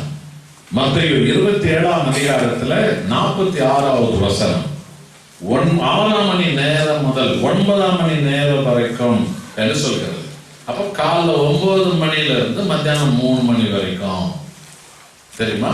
காலைல 9 மணிக்கு அவர் சிலுவையில் அடிச்சிருக்கிறாங்க, மத்தியானம் 3 மணி வரைக்கும் 6 அவர் சிலுவையில் இருந்தார். 6 அறிவு கொண்ட மனுஷனுக்கு பாவத்தை கழுவ கர்த்தராகிய இயேசு கிறிஸ்து 6 மணி நேரம் சிலுவையில் அவர் தொங்கி அவர் பாடுகளை அனுபவித்தார். ஆக இப்ப 46வது வசனம் சொல்கிறது, 9 மணி நேரத்துல, அதாவது 3 மணிக்கு அவர் தன் உயிரை கொடுக்க போறார் பிதாவிடத்துல. அந்த 3 மணிக்கு கடைசியா அவர் சொல்றாரு, 9 மணி நேரத்துல இயேசு ஏலி ஏலி லாமா சபக்தானி என்று மிகுந்த சத்தமிட்டு கூப்பிட்டார். அதற்கு என் தேவனே ஏன் என்னை கைவிட்டு என்ற அர்த்தமா? கீழே நிற்கிறவங்க அதெல்லாம் புரியல. அவனும் ரோமன், கீழே நிற்கிறவனெல்லாம் ரோமன், அந்த பக்கம் நிற்கிறவனெல்லாம் யூதன். இவர் அராமைக்கு மொழியில சொல்றார், ஏலி ஏலி லாமா சபக்தானி என்று அவர் சொல்றார். அவர் ஜெபிக்கிறார். கீழே நிற்கிற ரோமன் என்ன சொல்றான், ஓ எலியா ஏலி ஏலின்னா இப்ப எலியாவை கூப்பிடுறாரு அப்படின்னு அவங்க கீழே இருக்கிறவங்க பரியாசம் பண்ணாங்க. தெரியுமா? அவங்களுக்கு அர்த்தம் தெரியாது, அவங்க அதனுடைய விளக்கம் தெரியாது. இன்னைக்கு இந்த வசனத்தின் அர்த்தத்தை நீங்க நாம இன்னைக்கு தெரிஞ்சுக்க போறோம். பிதாவை அப்பா பிதாவே என்று கூப்பிட்டு ஜெபிக்கும்படி நமக்கு கற்றுக் கொடுத்ததே கர்த்தராகிய இயேசுதான். பரலோகத்தில் இருக்கிற எங்கள் பிதாவே. இந்த உலகத்துல எந்த மதமும் கடவுளை அப்பான்னு கூப்பிடுறதே இல்லை, கூப்பிடவும் தெரியாது. ஏன்னா அவங்களுக்கு ரொம்ப பேர் கடவுளை யாருன்னு இன்னும் தெரியாது இல்ல. தெரியுமா? உண்டாக்கினவரை தெரியாம உண்டாக்கினதை தான் அவன் தெரிஞ்சு வச்சுக்கிறான். அவன் வசதிக்கு தக்கபடி கல்லுல மண்ணுல இரும்புல பித்தளையில வெள்ளியில தகட்டுல அவங்க வசதி மாதிரி வயற கல்லுல கூட கடவுள்களை உண்டாக்கிக்கிறது. கண்ணு மூக்கு வாயெல்லாம் வச்சு உண்டாக்கிக்கிறது. அதுக்கு முன்னால்தான் பெரிய பெரிய ஆள் இருந்து சின்ன ஆள் வரைக்கும் உழுந்து கும்பிட்டுங்கிறான். புரியுதுங்களா? அவங்களுக்கு உண்டாக்குனவர் பத்தி தெரியாது. சூரியன் சந்திரன் உலகத்தையும் உங்களை நம்ம உண்டாக்குனவர் தெரியவே தெரியாது. அவங்க உண்டாக்குனது தான் தெரிஞ்சு வச்சிருக்கிறார். உலகம் அதான் அவங்களுக்கு தெரியாது. என் அன்பான சகோதரனை சகோதரிகள், அப்படி இருக்கும்போது அந்த கடவுளை அப்பான்னு கூப்பிடுறதுக்கு அவங்க எப்படி தெரிய போகுது? ஆகவே இயேசு கிறிஸ்துவை யார் ரட்சகரா ஏத்துக்கிறாங்க, அவங்களுக்கு ஒரு உரிமை என்ன தெரியுமா? சர்வத்தை உண்டாக்கின கடவுளை அப்பா, பிதாவே, தகப்பனே, டாடி, அவர் உரிமையோடு கூப்பிட முடியும். இப்படி நமக்கு அந்த உரிமையை கொடுத்தவர் இயேசு. ஆனா இப்போ இயேசு என்ன சொல்றாரு? உயிரை கொடுக்கறதுக்கு முன்னாடி என்ன சொல்றாருன்னா, என் தேவனே, என் தேவனே, ஏன் என்னை கைவிட்டு அப்பான்னு கூப்பிடல பாருங்க. ஓ காட், ஓ காட், தேவனே, கடவுளே அப்படின்னு சொல்றாரு. அந்த மகனுக்குரிய ஸ்தானத்தை அவரை இழந்து நிற்கிறார் சிலுவையில. இதற்கு கர்த்தராகிய இயேசு கிறிஸ்து சொன்ன சத்தியம், அதற்கு எவ்வளவு காரணம் என்பதை பரிசுத்த ஆவியானவர் இன்றைக்கு இந்த இடத்துல உங்களுக்கு நமக்கு வெளிப்படுத்துகிறார். சத்தியத்தை அறிவீர்கள், சத்தியம் உங்களை விடுதலையாக்கும். லூக்கா 15ஆம் அதிகாரத்துல ஆண்டவராகிய இயேசு கிறிஸ்து மனம் திரும்புகிற ஒரு பாவி தன்னுடைய வாழ்க்கையில அவங்க அறிக்கையிடுகிற ஒன்றை அவர் சொன்னார். லூக்கா 15ஆம் அதிகாரம் 19வது வசனம். அந்த வீட்டை விட்டு புறப்பட்டு போய் சொத்து சுகங்களை வேசித்தனத்திலும் உபச்சாரத்திலும் குடிவெறியிலும் கெட்ட நடத்திலும் தாறுமாறுகளும் செலவிட்டு உதாரியாய் போன ஒரு மகன், பன்றியின் மத்தியில தவிடு கூட சாப்பிடுவதற்கு கிடைக்காத நிலைக்குள்ளான அந்த மகன் மனம் திரும்பி என் தகப்பன் இடத்துக்கு நான் வருவேன் என்று அவன் தீர்மானம் பண்ணிட்டு வரான். ஊதாரி கோலத்துல வரான். மகனா போனா ஊதாரியா திரும்பி வரான். இப்ப முழு ஊதாரி ஆயிட்டான் தெரியுமா? அவன் வரான். அவன் சொல்றான் பாருங்க 19வது வசனம், இனிமேல் உம்முடைய குமாரன் என்று சொல்லப்படுவதற்கு நான் பாத்திரன் அல்ல, உம்முடைய கூலிக்காரர்கள் ஒருவனாக என்னை வைத்துக் கொள்ளும் என்று அவன் சொன்னான். பாத்தீங்களா? அவன் சொல்றான், அப்பா உங்க மகன்றதுக்கு நான் தகுதி இல்லாதவன்பா, உங்களை அப்பான்னு கூப்பிடுறதுக்கு நான் தகுதி இல்லை. ஏன்னா உங்க வழியில நான் நடக்கல, ஏன்னா உங்களோட சித்தத்தை நான் செய்யல, உங்க கட்டளையை நான் நிறைவேற்றல, நான் ஊதாரியா போனவன், அக்கிரமக்காரனா போனவன், கேடா போனவன், அதனால உங்களை நான் அப்பா நான் இனி கூப்பிட மாட்டேன், என் எஜமானனே நான் கூப்பிடுவேன். ஏன்னா நீங்க கூலிக்காரனா வச்சுக்கணும், எஜமானனே நான் கூப்பிடுவேன். இதைத்தான் இயேசு செய்தார் சிலுவையில். சிலுவையில கர்த்தராகிய இயேசு கிறிஸ்து 5 காரியங்கள் அன்றைக்கு நிறைவேறியது. 1 யோவான் 1:29, இதோ உலகத்தின் பாவங்களை சுமந்து தீர்க்கும் தேவனுடைய ஆட்டுக்குட்டி இவரே. பாத்தீங்களா? பரிசுத்த ஆவி ஏறுவதால் யோவானை கொண்டு சொன்னார், உலகத்தில் இருக்கிற எல்லாருடைய பாவத்தையும். அதுதான் சற்று நேரத்துக்கு முன்பு நீங்க கேட்டீங்க, எபிரேயர் 2:9, ஒவ்வொருவருக்காகவும் மரணத்தை ஏற்றுக்கிறதுக்கு தான் தேவதூதர்கள் சற்று சிறியவர்கள். அப்ப எல்லாருடைய பாவம், இந்த உலகம் முடிகிற வரைக்கும் அன்னைக்கு கடைசியா பிறகுதுங்கள குழந்தைங்க, அதுங்க பாவத்தை கூட அன்னைக்கு சிலுவையில இயேசு ஏற்றுக்க முடிச்சிட்டாங்க. இப்ப அவங்களுக்கு மனம் திரும்புதல் சுவிசேஷம் தான் சொல்லணும், அவங்க ஆண்டவர் இடத்துல வரணும். ஆக இயேசு கிறிஸ்து மேல் உலகத்தின் பாவம் சுமக்கப்பட்டது. இப்போ நானும் பிதாவும் ஒன்றா இருக்கிறோம் என்று சொன்ன இயேசு, பிதா பரிசுத்தர், உலகத்தின் பாவமே அவர் மேல வந்ததுனால என்ன ஆயிடுச்சு? இயேசு சிலுவையில பாவமானார். பாருங்க, அந்த மகனுக்குரிய ஸ்தானத்தை அவர் எழுதிட்டார். அந்த மகன் ஊதாரியானதுனால அப்பான்னு கூப்பிடாம எஜமானனே வேலைக்காரனே வச்சுக்கணும்னு சொன்ன பாருங்க, அந்த ஸ்தானத்தை அவன் இழந்துட்டான். இயேசு நம்முடைய அக்கிரமங்களை ஏற்றுக்கொண்டதுனால பிதாவுக்குரிய மகனுக்குரிய ஸ்தானத்தை அவர் இழந்துட்டார். அப்பான்னு கூப்பிட அவருக்கு அதிகத்தை இல்லாத போயிடுச்சு, உரிமை இல்லாத போயிடுச்சு, அவருக்கும் மனசு இல்லை, அப்பான்னு கூப்பிட அவர் தயாரா இல்லை. என் கடவுளே, இதுதான் சொன்னார். 2வது கலாத்தியர் 3ஆம் அதிகாரம் 13வது வசனம், மரத்தில் தூக்கப்பட்ட எவனும் சபிக்கப்பட்டவன் என்று எழுதியிருக்கிறது, அப்படி இயேசு கிறிஸ்து நமக்காக சாபமாகினதனால் சாபத்தின் மரணத்திலிருந்து நம்மை அவர் விடுவித்தார். அல்லேலூயா. அன்னைக்கு சிலுவையில ஒருத்தர் அடிச்சா ஊரெல்லாம் சொன்னாங்களாம், இப்படி ஒரு கொடூரமான சாவு ஒருத்தருக்கு கடவுள் கொடுக்கிறாருன்னா அதனுடைய அர்த்தம் என்னங்க? அவன் சபிக்கப்பட்டவங்க. இதுதான் நீங்க சிலுவையில அடைக்கப்பட்டதுடைய நிலைமை. இப்ப இயேசு உலக மீட்புக்காக சிலுவையில அடைக்கப்பட்டதுனால பைபிள் சொல்லுது, மரத்துல அடிக்கப்பட்ட ஒருத்தன் சபிக்கப்பட்டவன் உலகம் சொல்லிச்சுல்ல. அதனால அந்த கிறிஸ்து எல்லாருடைய சாபத்திலிருந்து நம்மளை விடுதலாக்கிறதுக்கு அவர் சிலுவையில சாபமானார். அப்ப முதலாவது இயேசு கிறிஸ்து மேல பாவம் விழுந்தது, இரண்டாவது இயேசு கிறிஸ்து மேல சாபம் விழுந்தது. மூன்றாவது ஏசாயா 53ஆம் அதிகாரத்துல 4வது 5வது வசனம் என்ன சொல்கிறது? மெய்யாகவே அவர் நம்முடைய பாடுகளை ஏற்றுக்கொண்டு நம்முடைய துக்கங்களை சுமந்தார். பார்த்தீங்களா? பாவத்தின் விளைவு சாபம். பாவத்தை எதுனாரு, சாபத்தை எதுனாரு. சாபத்தின் விளைவுதான் பாடுகள், காரணமில்லாத பாடுகள். பாடுகளுடைய விளைவுதான் துக்கங்கள். நினைச்சு நினைச்சு நினைச்சு நினைச்சு நினைச்சு அவங்க அழுதுன்னு அவமானப்படுறது எல்லாம் பாவத்தின் விளைவுதான். அவர் பாடுகளை ஏற்றுக்கொண்டார், துக்கங்களை ஏற்றுக்கொண்டார். ஒன்று பாவங்களை ஏற்றுக்கொண்டார், இரண்டாவது சாபங்களை ஏற்றுக்கொண்டார், மூன்றாவது பாடுகளையும் துக்கங்களையும் அவர் ஏற்றுக்கொண்டார். நாலாவது 5வது மத்தேயு 8ஆம் அதிகாரம் 17வது வசனம், அவர் தானே நமது பலவீனங்களை ஏற்றுக்கொண்டார், நமது நோய்களை சுமந்தார். நம்மளுடைய வீக்னஸ் என்னங்க பண்றது? நான் எவ்வளவு முயற்சி பண்றேன், அதை என்னால விட முடியலங்க. அதான் அவங்களுடைய பலவீனம். இந்த கேடுகள் என்னால் விட முடியல, அந்த குடிப்பழக்கத்தை விட முடியல, இந்த போதைப் பொருளை என்னால் விட முடியல, அந்த இன்டர்நெட்டுக்கு அடிமையாவது என்னால் விட முடியல, அந்த அசுத்தத்தை என்னால் விட முடியல. அதான் அவங்க வீக்னஸ், அதான் அவங்க பலவீனம்.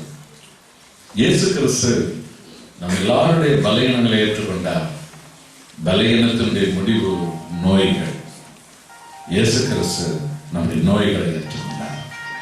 ஆகவே இப்போது இயேசு, பரிசுத்தமான இயேசு மேல பாவம் விழுந்தது, அவர் மேல சாபம் விழுந்தது, அவர் மேல பாடுகள் விழுந்தது, துக்கம் விழுந்தது, அவர் மேல பலவீனங்கள் கொட்டப்பட்டது, அவர் மேல நோய்கள் கொட்டப்பட்டது.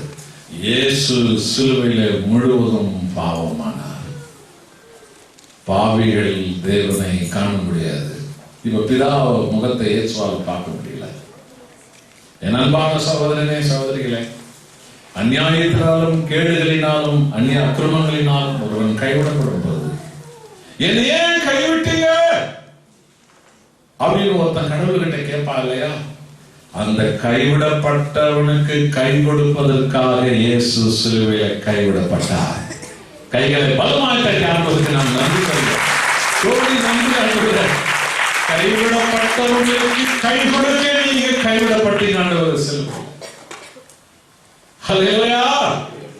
என் அன்பான சகோதரனே, என் அன்பான சகோதரிகளே, கைவிடப்பட்டவங்களுக்கு கை கொடுக்க இயேசு சிலுவையில கைவிடப்பட்டார். ஆகவேதான் அப்பா என்று கூப்பிட ஒரு மனம் இல்லாம, அந்த ஊதாரி பையன் அப்பான்னு கூப்பிட மனம் இல்லாம, எஜமானனே கூலிக்காரனே வச்சுக்கோங்க அப்படின்னு அவங்க அப்பா கிட்ட அவன் கதர்னது போல, ஆண்டவராக இயேசு கிறிஸ்து கூட நம்ம எல்லாரும் நிமித்தமும் அப்பான்னு கூப்பிட மனம் இல்லாமல், கடவுளே தேவனே ஏன் என்னை கைவிட்டு என்று நமக்காக அவர் கதறினார். என் அன்பான சகோதரனே, சகோதரிகளே, உன்னை விடுவிக்க, உன்னை ரட்சிக்க, என்னை ரட்சிக்க, விடுவிக்க, நம்மை நீதிமான்களாய் மாற்ற, பரிசுத்தவான்களாய் மாற்ற, நம்மை தேவனுடைய பிள்ளைகளாய் மாற்ற அவர் நமக்காக பலியானார். ஒரு பழைய பாடல் நான் பாடுகிறேன், உங்களுக்கு எல்லாம் தெரிந்த பாட்டு. என்னோட சேர்ந்து நீங்க எல்லாம் பாடுங்க. இயேசுவே என் தெய்வமே, என் மேல் மனம் இறங்கும். இயேசுவே என் தெய்வமே, என் மேல் மனம் இறங்கும். நான் பாவம் செய்தேன், உம்மை நோக செய்தேன். நான் பாவம் செய்தேன், உம்மை நோக செய்தேன். உம்மை தேடாமல் வாழ்ந்து வந்தேன், உம்மை தேடாமல் வாழ்ந்து வந்தேன்.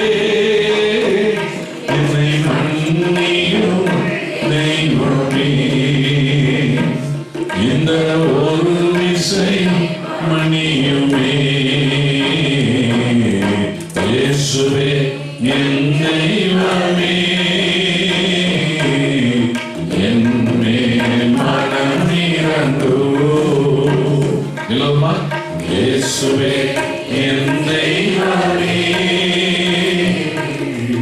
என் மேல் மனம் இறங்கும். என்ன பாவம் செய்யறது தெரியுமா? இந்த பாடல அந்த வார்த்தை இருக்கிறது, நாம சேர்ந்து பாடுவோம். அநியாயம் செய்தேன், கடும் கோபம் கொண்டேன். எல்லோரும் அநியாயம் செய்தேன், கடும் கோபம் கொண்டேன், பிறர் வாழ்வை கெடுத்தேன் ஐயா, பிறர் வாழ்வை கெடுத்தேன் ஐயா, என்னை மன்னியும் தெய்வமே, இந்த ஒரு விசை மன்னியுமே. இயேசுவே என் தெய்வமே, என் மேல் மனம் இறங்கும். எல்லோருமா, இயேசுவே என் தெய்வமே,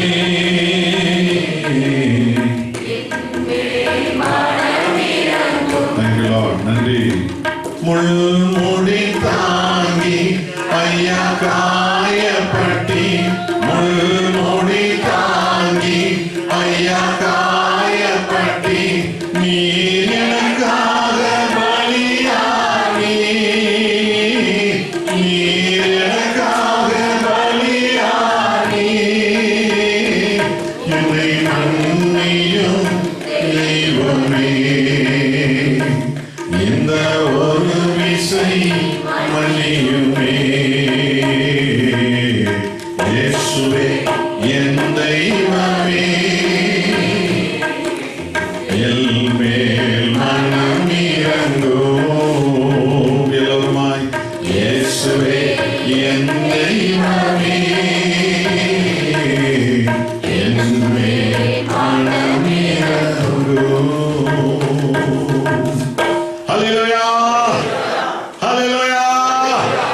கைவிடப்பட்ட ஒருவருக்கும் கை கொடுக்கவே கிறிஸ்து இயேசு சிலுவையில மனித குலத்தின் நிமித்தம் அவர் கைவிடப்பட்டார். ஆகவேதானே என் தேவனே என்று பிதாவை கூப்பிட அப்பா என்று கூப்பிடாமல் என் தேவனே என்று அவர் பிதாவை அவர் கூப்பிட்டார். என் அன்பான சகோதரனே சகோதரிகளே, இந்த உலகம் உன்னை கைவிடும், ஆனால் இயேசு உன்னை கைவிட மாட்டார்.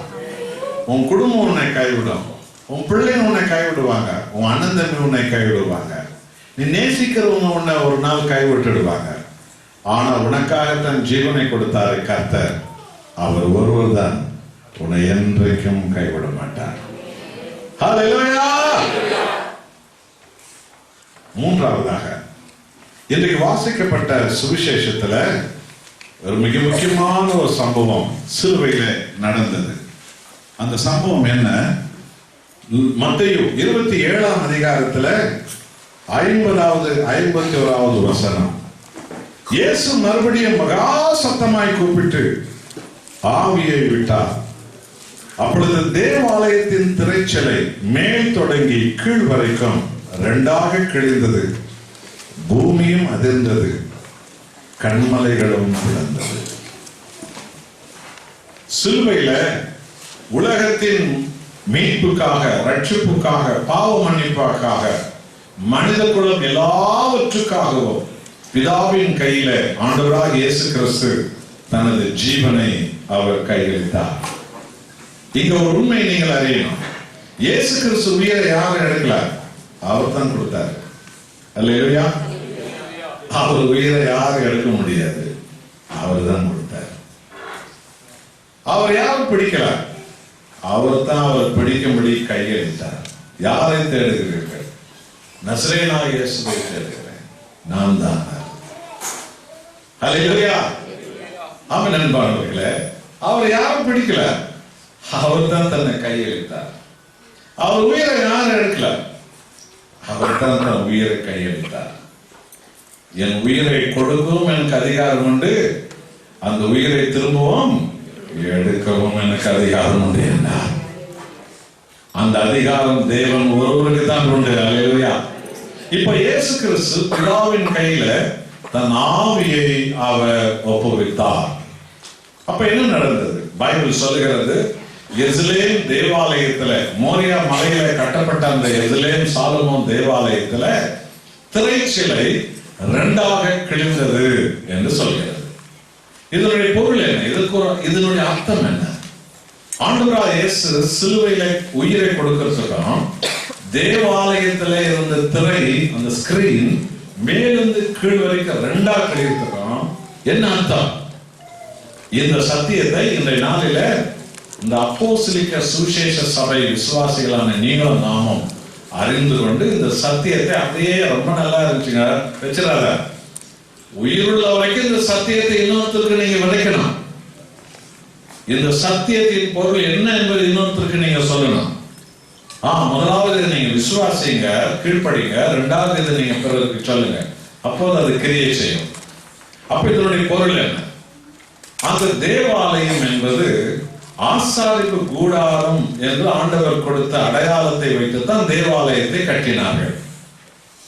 அப்ப அந்த தேவாலயத்தில் என்ன நடந்தது என்றால், பரிசுத்த ஸ்தலம், இது ஜனம் உட்கார்கிற இடம், இதுதான் பரிசுத்த ஸ்தலம்.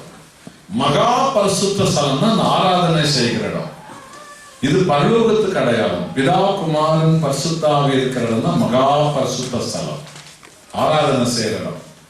அப்ப ஜனம் உட்கார்கிற இடம் பரிசுத்த ஸ்தலம். இப்படிதான் அந்த தேவாலயம் கட்டப்பட்டிருந்தது, எருசலேம் தேவாலயம். அப்படிதான் ஆசாரிப்பு கூடாரம் அமைக்கும்படி தேவன் சொல்லியிருந்தார். அதன்படித்தான் இதை வச்சிருந்தாங்க. இப்ப இந்த ஆராதனை கூடம் எப்படி இருந்தது என்றால், ஒரு திரை மூடி வச்சிருந்தாங்க, ஸ்கிரீன், ஒரு திரை மூடி வச்சிருக்கிறாங்க. இன்றைக்கு யூதர்களுடைய ஜபக்கூடங்கள் எல்லாம் அந்த ஆராதனை நடக்கிற இடத்துல எல்லாம் ஒரு ஸ்கிரீன் ஒன்று மூடி இருப்பாங்க, திரை ஒன்று மூடி இருப்பாங்க. அப்ப எல்லா ஊழியக்காரர்களும் அங்க வந்துட முடியாது. யூதர்களுடைய ஜபக்கூடத்துல எல்லா ஊழியக்காரும் இங்க வரக்கூடாது, வர முடியாது, வரக்கூடாது. அது நியாய பிரமாணத்துல அப்போ சொல்லப்பட்டிருக்கிறது. அப்போ எல்லா ஊழியக்காரர்களுடைய பெயர்களை எழுதி அதுக்காக ஜெபம் பண்ணுவாங்க. சீட்டுல பேர் எழுதி போட்டு ஜெபம் பண்ணுவாங்க. யாருடைய பெயர் விழுகிறதோ அந்த ஆசாரியன் மாத்திரம் இந்த துறைக்குள்ள ஆண்டவருக்கு முன்பு இங்கதான் நியாய பிரமாண பெட்டி இருந்தது, வார்த்தை இருந்தது. இப்ப வார்த்தை இருக்கிற இடத்துல தான் சபைகளை சிலுவை வச்சிருக்கிறாங்க. வார்த்தை மனு உருவானார். அல்லேலூயா. ஆக அப்ப என்ன நடந்தது என்றால், இந்த நியாயப்பிரமாண பெட்டி, மோசேக்கு கொடுத்த பெட்டி இங்க வச்சிருந்தாங்க. அதான் பரலோகத்தின் அடையாளம், வார்த்தை, கடவுள் வார்த்தையானவர். அப்ப இந்த ஸ்கிரீன் மூடி இருந்தது.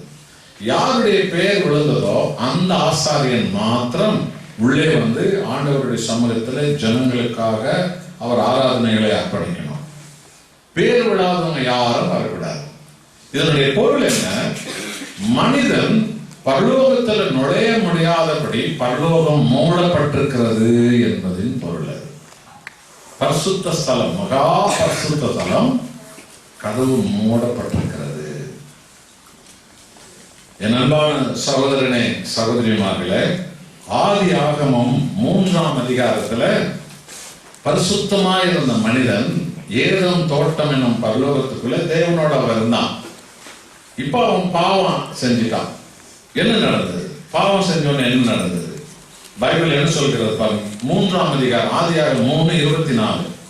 அவர் மனுஷனை துரத்தி விட்டு, பாத்தீங்களா, ஏதேன் தோட்டத்துல வெளியே துரத்திட்டார், வெளியே தள்ளிட்டார். ஜீவ விருட்சத்துக்கு போகும் வழியை காவல் செய்ய, பாத்தீங்களா, அதான் ஜீவ விருட்சத்துக்கு பரலோகத்துக்கு போகிற வழியில காவல் காக்கிறதுக்கு ஏதேன் தோட்டத்துக்கு கிழக்கே கேருபீன்களை வீசிக்கொண்டிருக்கிற சுடரொளி பட்டயத்தை தேவன் வைத்தார். கதவு மூடிட்டார். யாரும் அதுல நுழைய முடியாது, பரலோகத்துக்குள்ள யாரும் போக முடியாது. இதுதான் உலகத்தினுடைய நிலை. ஆக முழு உலகத்தின் மீட்புக்காக பரிசுத்த பலியாய், உயிருள்ள பலியாய், நித்திய பலியாய் ஆண்டவராகிய இயேசு கிறிஸ்து சிலுவையில தன்னைத்தானே பிதாவுக்கு முழுவதும் பலியாய் அவர் கொடுத்து தன் ஜீவனை கையளித்த பிறகு என்ன நடந்தது என்றால், அந்த தேவ ஆலயத்தின் திரை மேலிருந்து கீழ் வரைக்கும் ரெண்டாய் கிழிந்து விட்டது. கிழிந்தா கீழக்கிறவனெல்லாம் சேர்ந்து கிழிச்சாருன்னு பொருள் தெரியுமா? மனுஷனால பரலோக கதவு திறக்கப்படல, மேலிருந்து வந்தவரே அதை கிழிச்சு காட்டினார். கைகளை எல்லாரும் தட்டி ஆண்டவருக்கு பாத்தீங்களா?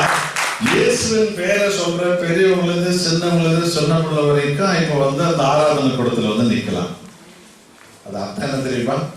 இயேசுவின் நாமத்தை ஆராதிக்கிறவங்க யாரும் பரலோகத்துக்கு போலாம். கைகளை தட்டி ஆண்டவருக்கு இயேசு கிறிஸ்துவின் பெயரை விசுவாசிக்கிறார். பெரியவங்களா சின்னவங்களா குழந்தைங்களா சின்ன பிள்ளைங்களா யாருமே இந்த ஆராதனை நடக்கிற இடத்துல வந்து நிக்கலாம். யாரும் பரலோகத்துக்குள்ள போலாம். அந்த ஸ்கிரீன், அந்த திரையை இயேசு கிழித்தார். பரலோக கதவை திறந்துட்டார். மத்தேயு 27ஆம் அதிகாரத்துல 52வது வசனம் பாருங்க என்ன சொல்கிறது பாருங்க. கல்லறைகளும் திறந்தது. நல்ல கவனிங்க. பாத்தீங்களா? கல்லறைகளும் திறந்தது. அந்த ஸ்கிரீன் கிழிந்தது. பரலோகம் திறந்தது. கீழே பூமியில நடந்து பாருங்க. கல்லறைகளும் திறந்தது. நித்திரை அடைந்திருந்த, பாத்தீங்களா, செத்து போயிருந்த அநேக பரிசுத்தவான்களுடைய சரீரங்களும் உயிர் தெழுந்தது. கைகளை பலமாய் தட்டி ஆண்டவருக்கு நன்றி செலுத்துவோம்.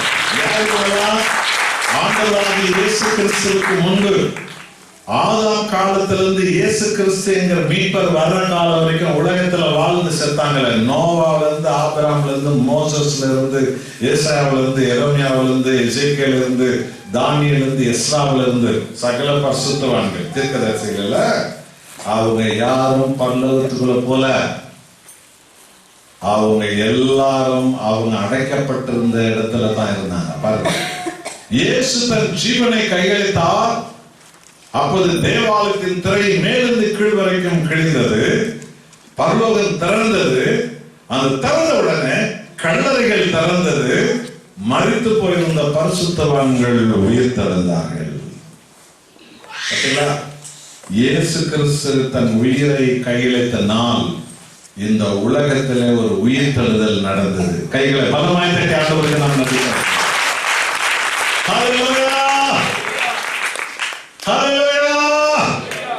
என் அன்பான சகோதரனே சகோதரிகளே, எல்லா பரிசுத்தவான்களும் உயிரோடு எழுந்துட்டாங்க. விளங்குதா உங்களுக்கு? ஆண்டவராகிய இயேசு என்ன போதித்தார்? யோவான் 14ஆம் அதிகாரம் 6வது வசனம். நானே வழி, 2வது நானே சத்தியம், 3வது நானே ஜீவன். இதுதான் சர்ச். தெரியுமா? இதுதான் கூட ஒரு சர்ச் வந்து the body of Jesus Christ. சபை என்பது இயேசு கிறிஸ்துவனுடைய உடல். அதுல ஊழியக்காரர்கள் எல்லாரும் அவருடைய வேலைக்காரர்கள், பணியாளர்கள். Servant of God, servant of almighty, அவருடைய வேலைக்காரர்கள். பல பெயர்கள் அவர்கள் அழைக்கப்படலாம், ஆனால் எல்லாம் அவருக்கு வேலைக்காரர்கள். எஜமானன் கர்த்தராகிய இயேசு கிறிஸ்து. சரி, அப்ப இயேசு சொல்றாரு நானே வழி. அப்ப பாருங்க, ஒரு கட்டிடத்துக்கு ஒரு வழி இருக்குது பாருங்க. ஒரு சர்ச்சுக்கு வந்து ஒரு கேட் வழி இருக்குது பாருங்க. இயேசு சொன்னார் நானே வழி. 2வது நானே சத்தியம், 3வது நானே ஜீவன். அப்ப அந்த ஆசாரிக்கு கூட அந்த யூத ஆலயம் எப்படி இருந்ததுன்னு சொன்னா, ஒரு வழி இருந்தது. 2வது ஜன உட்காரத்துல சத்தியம் போதிச்சாங்க, வேதத்தை போதிச்சாங்க. 3வது இங்க ஆடுகளை பலியிட்டாங்க. நானே வழி, நானே சத்தியம், நானே ஜீவன். கைகளை தட்டுங்களா? இதுதான் சபை. சபை அவருடைய உடல். நீங்க நாம எல்லாரும் அவருடைய உடலில் ஒரு உறுப்புகள்.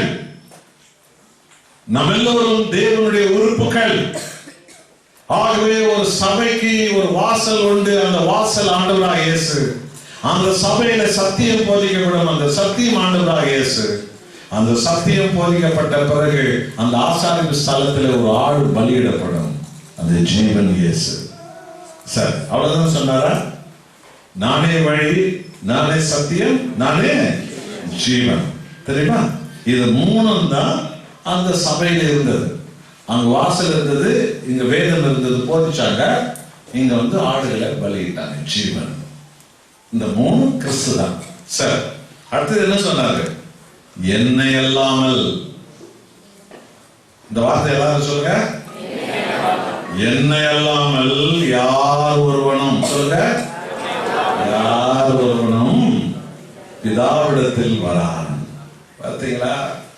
இந்த ரட்சகர் இயேசு கிறிஸ்து பரலோக கதவை திறக்கலன்னா ஆபிரகாம் பரலோகத்துக்கு போக முடியாது, மோசஸ் பரலோகத்துக்கு போக முடியாது, ஏசாயா போக முடியாது, எசேக்கியேல் போக முடியாது, தானியேல் போக முடியாது. யார் ஒருவரும் பரலோகத்துக்குள் வரான். அதனாலதான் ரட்சகர் இயேசு சிலுவையில் இருந்து பரலோக கதவை திறக்கிற வரைக்கும் இந்த பரிசுத்தவான்களுடைய ஆத்துமாக்கள் பாதாளத்தில் பாதுகாக்கப்பட்டிருந்தது. இயேசு தன் உயிரை கொடுத்தார், பரலோகம் திறந்தது, பரிசுத்தவான்கள் உயிர் தழுந்தார்கள். கைகளை பலமாய் தட்டி ஆமென்.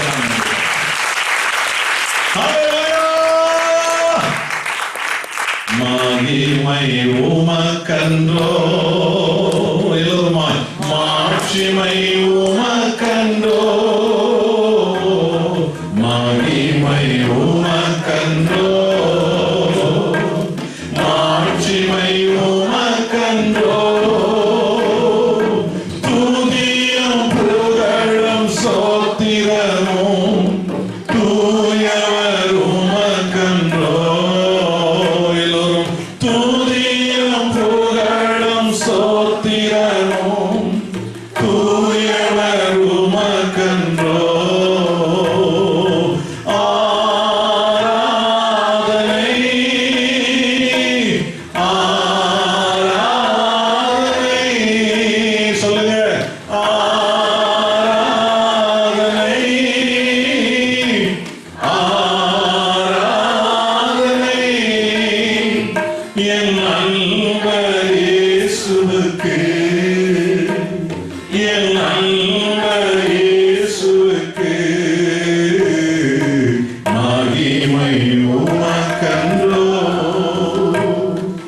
விலையேற பெற்ற உம் இரத்தத்தால் விடுதலை கொடுத்தீர். விலையேற பெற்ற உம் இரத்தத்தால் விடுதலை கொடுத்தீர். அதனுடைய முடிவு என்ன தெரியுமா? ராஜாக்களாக லேவியராக உமக்கென தெரிந்து கொண்டீர். பார்த்தீங்களா? நம்மள எல்லாம் படித்த ராஜாக்களாக லேவியராக உமக்கென தெரிந்து கொண்டீர். ஆகவே ஆராதனை ஆராதனை, சொல்லுங்க, ஆராதனை ஆராதனை என் அன்பர் இயேசுவுக்கு, என் அன்பர் இயேசுவுக்கு மகிமை உமக்கன்றோ, மாட்சிமை உமக்கன்றோ, மகிமை உமக்கன்றோ. அல்லேலூயா. என் அன்பான விசுவாசியே, உன்னுடைய ஆண்டவர் உன்னை நீதிமானாக்க, நம்மை நீதிமானாக்க, நம்மை பரிசுத்தவான்களாக்க, நம்மை பிதாவின் பிள்ளைகளாக்க, நம்மை பரலோகத்தின் சொந்த ஜனங்களாக்க என்னை அபிஷேகம் என்று இன்றைக்கு நாம கேட்கிறோம்.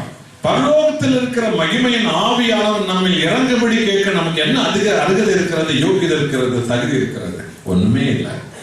ஆண்டவராய் இயேசு கிறிஸ்துவாலே நானே வழி, நானே சத்தியம், நானே ஜீவன், என்னை என்று யார் ஒருவரும் பிதாவிடத்தில் வரான். பார்த்தீங்களா? ஆகவேதான் அந்த ரட்சகர் தன் ஜீவனை கொடுக்கிற வரைக்கும் சகல பரிசுத்தவான்களுடைய ஆத்துமாக்களும் பாதுகாப்பாய் வைக்கப்பட்டிருந்தது. அவர் தன் ஜீவனை கொடுத்தார், கதவை திறந்தார்.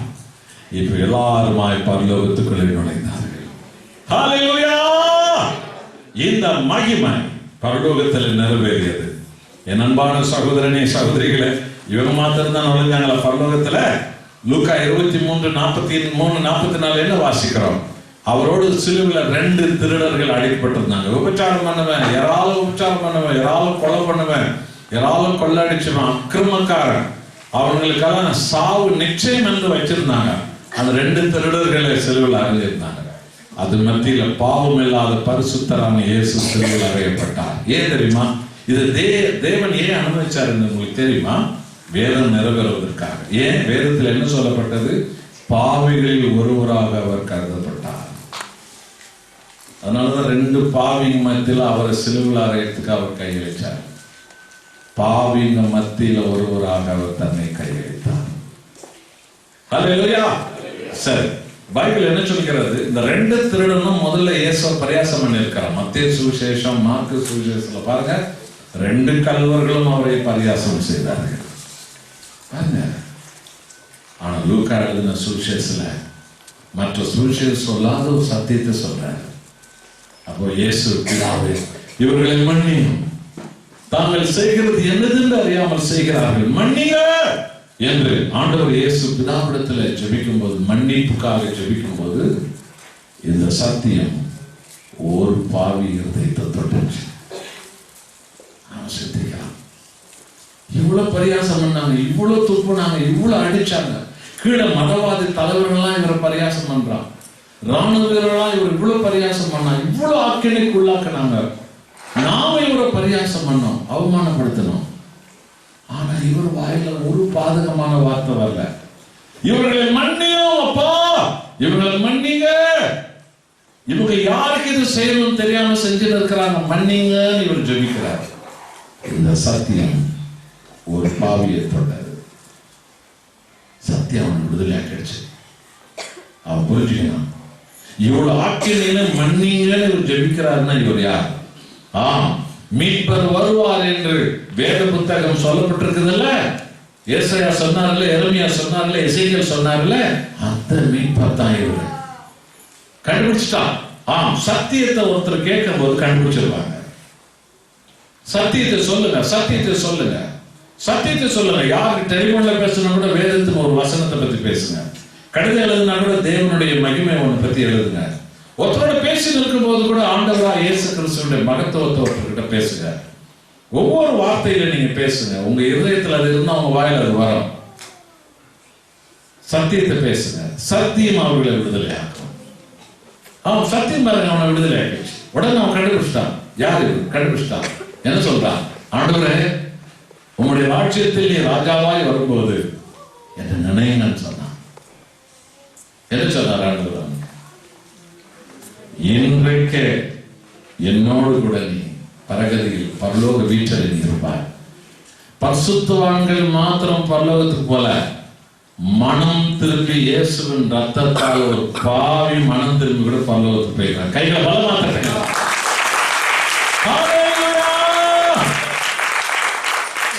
உங்க ரத்தத்தாலே எங்களை ஆசாரியர்கள் ஆக்கினீரே, உங்களுடைய ரத்தத்தாலே எங்களை ராஜாக்கள் ஆக்கினீரே, உங்களுடைய ரத்தத்தால எங்களை உங்களுடைய ஊழியக்காரிகளாக ஆக்கினீங்க.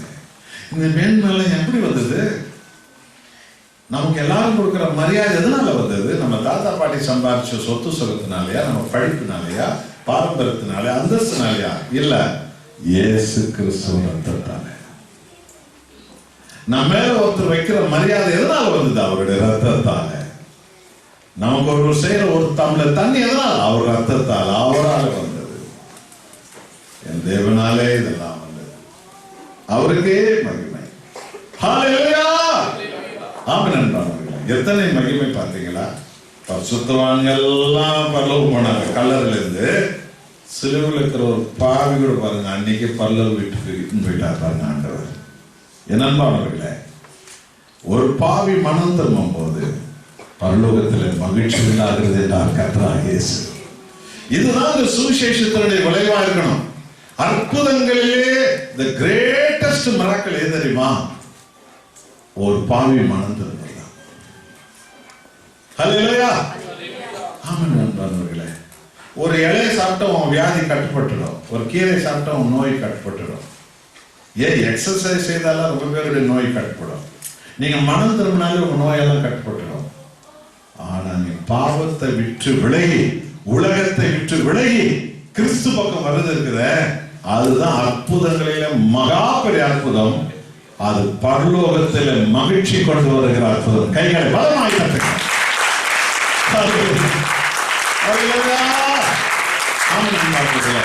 எங்களை ஊழியத்துக்கு அழைத்த போது நாங்க சொன்ன, ஆண்டவரே எங்களை குப்பையிலிருந்து சாக்கடையிலிருந்து நீங்க தேர்ந்தெடுத்தீங்க. எங்க ஊழியத்துல மகாபெரிய ஒரு அற்புதம், ஒவ்வொருத்தரும் மனம் திருமணம். இந்த செய்தியை தான் நாங்க கேட்கணும், இந்த செய்தியை தான் நாங்க பார்க்கணும். அந்த அற்புதத்தான் எங்க ஊழியத்துல நடக்கணும். பரலோக சந்தோஷம் அடையணும், பிதா மகிழ்ச்சி அடையணும், தேவதூதர்கள் மகிழ்ச்சி அடையணும், பரலோக சந்தோஷம் அடையணும், பரலோக அசைக்கப்படணும், மகா சந்தோஷ ஆர்ப்பாட்டம் பரலோகத்தில் உண்டாகணும். ஒரு பாவி மனம் திரும்புகிறாங்க. ஹல்லேலூயா. என் அன்பான சகோதரனே சகோதரிகளே, இதற்காகத்தானே பரலோக தேவன் சிலுவையில தனது ஜீவனை அவர் கொடுத்தார். ஆகவே இந்த பாவி இப்போ பரலோக வீட்டுக்குள்ள போகும்போது என்ன நடந்தது? பரலோகமே பெரிய ஆர்ப்பாட்டம் செய்தது. இயேசு கிறிஸ்துவின் காயங்களால், ரத்தத்தால் ஒரு பாவி கழுவப்பட்டான், வான் வீட்டுக்கு வந்தார். ஹல்லேலூயா. அந்த நாள் ஆரம்பமாகி உலகம் முடிய நாள் வரைக்கும் சுவிசேஷத்தினால இந்த காரியம் தான் உலகம் முழுவதும் நடக்கணும். இதுல தான் நீங்கள் விசுவாசிகள், நீங்கள் நாம ரொம்ப கவனமா இருக்கணும். ஆமென் அன்பானவர்களே, பரலோகத்தை சந்தோஷம் உண்டாக்குவேன். என் தேவனுடைய சமூகம் ஆர்ப்பாட்டத்தில் நிரம்பணும். தேவதூதர்கள்லாம் பரலோகத்துல சந்தோஷப்படணும். அதனால அது என்ன செஞ்சா நடக்கும்? ஒரு பாவி உலகத்து பக்கம் இருக்கிற ஒருத்தனுடைய இருதயம் இயேசு கிறிஸ்து பக்கம் வரும்போது அது நடக்கிறது. அல்லேலூயா. கடைசியாக ஒன்றை சொல்லி நாம் ஜெபிக்க போகிறோம். லூக்கா 9ஆம் அதிகாரம் 23வது வசனத்தை பாருங்கள். ஆண்டவராகிய இயேசு கிறிஸ்து சொன்ன மாபெரும் சத்தியம். லூக்கா 9:23. பின்பு அவர் எல்லோரையும் நோக்கி, இந்த வார்த்தை எல்லாரும் சொல்லுங்க, எல்லோரையும் நோக்கி. அப்ப இது ஒருத்தருக்கு சொல்லல, அவரு யார் சொல்றாரு? எல்லாருக்கும். பார்த்தீங்களா?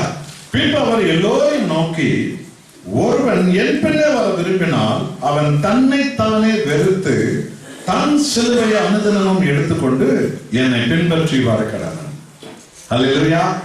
அல்லேலூயா.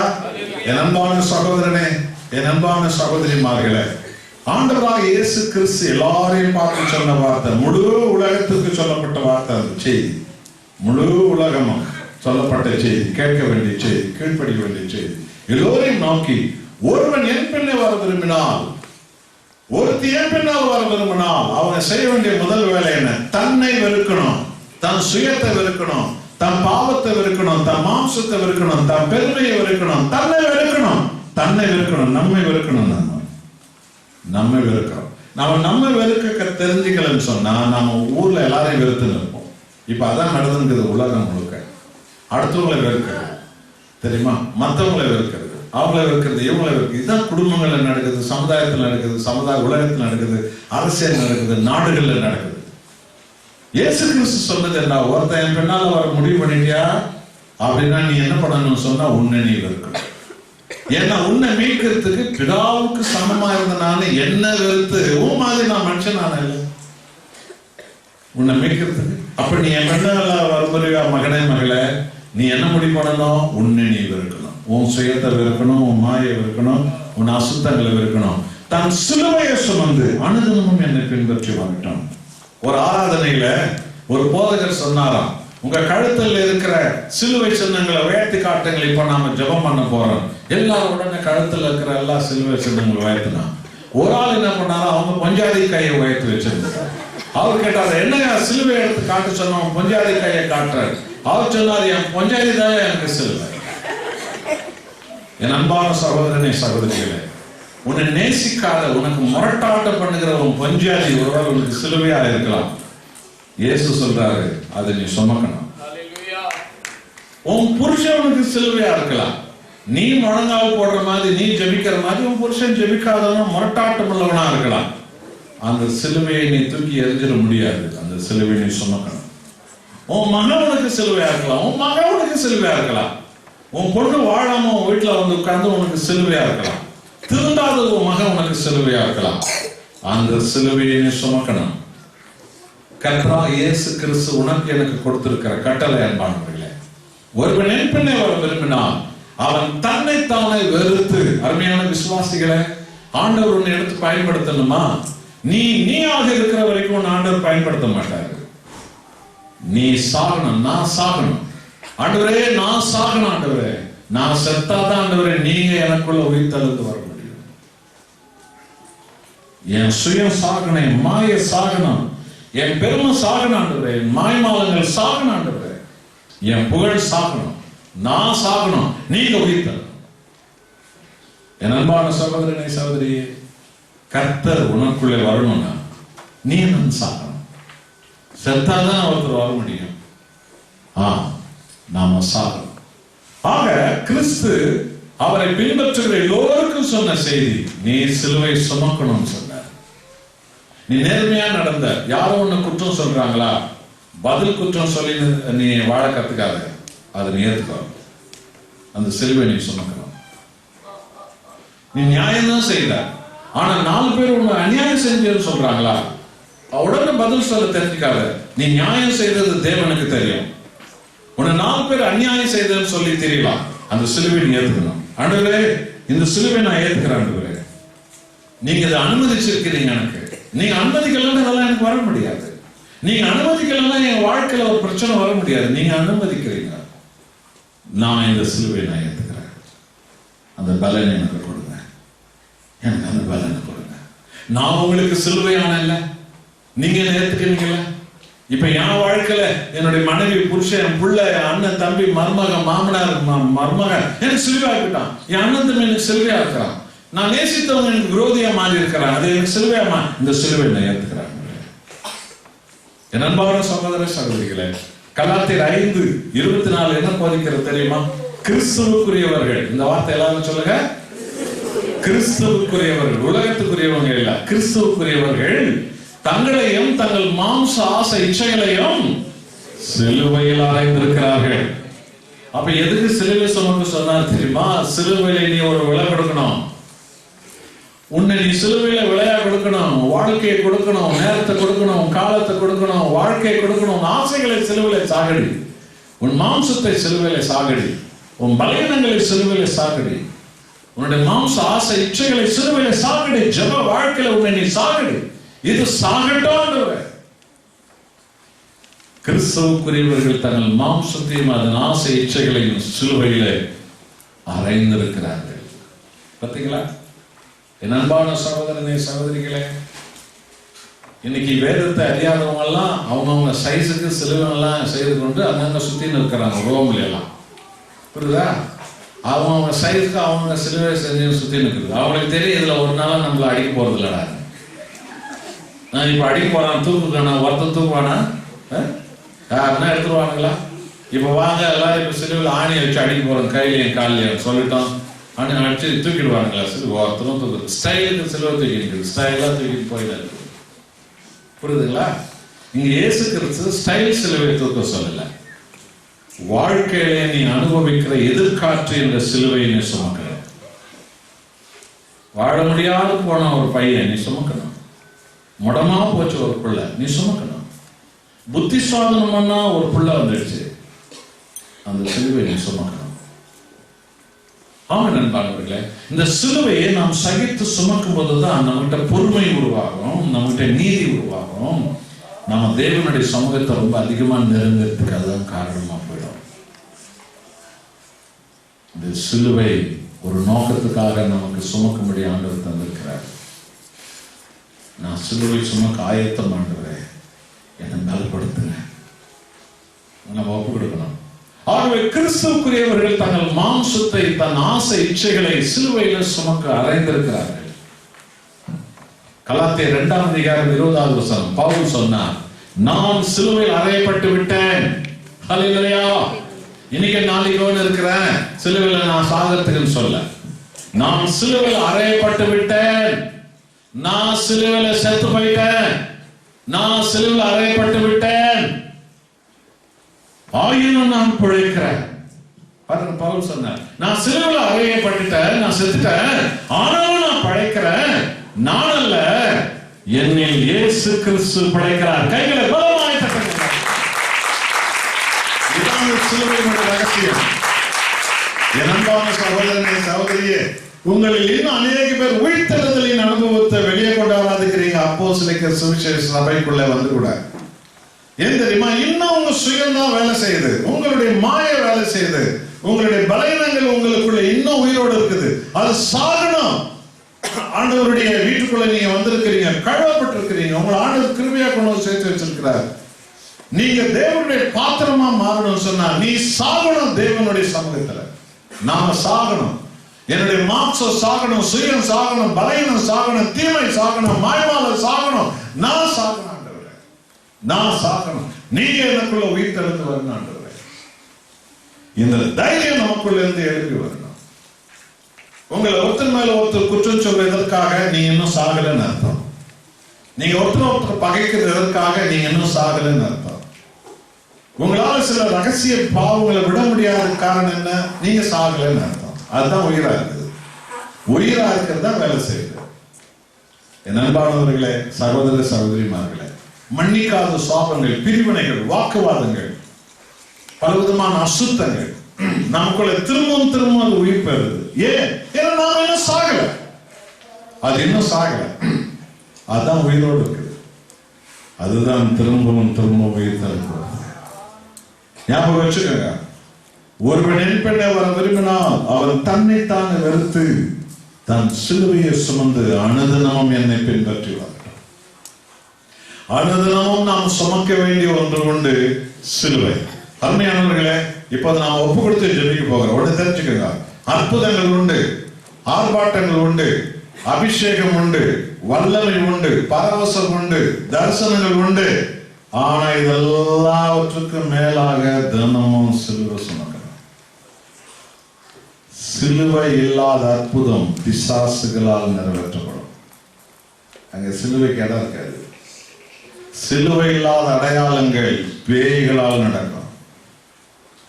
அன்னைக்கு மோசஸ் போய் இதோ பார் என்ன தேவன் அனுப்பினார் அப்படின்னு கோலை கீழே போட்டோன்னு பாம்பாச்சு இல்ல, உடனே பார்வம் கூட இருக்கிற மந்திரவாதிகளை கூப்பிட்டு உங்க கோலெல்லாம் கீழே போடுங்க போட்டாங்க. அது பாம்பாச்சு இல்ல. மோசஸ தேவன் அனுப்பினாரு, இந்த பூஜாரிகளை யார் அனுப்பினாரு? யோசிச்சு பாருங்க. என் அன்பான சகோதரனே, சகோதரிகளே, ஏதோ ஒரு அடையாளத்தை எதிர்பார்த்துட்டு இருக்காத. அது பாதாளத்துல வந்து கிரியை செஞ்சிடும். இல்ல இல்ல, சிலுவையிலிருந்து ஒரு அடையாளம் எனக்கு வரணும். அல்லேலூயா! சிலுவையிலிருந்து எனக்கு ஒரு அடையாளம் வரணும். ஆண்டவரே, நாம் முழுவதுமாக ஆண்டவரை உயிர்த்தெழுதணும், எனக்கு ஒரு சுகம் உண்டாகணும். ஆண்டவரே, நான் மனம் திரும்பவும் எனக்கு ஒரு சுகம் உண்டாகக்கூடாது.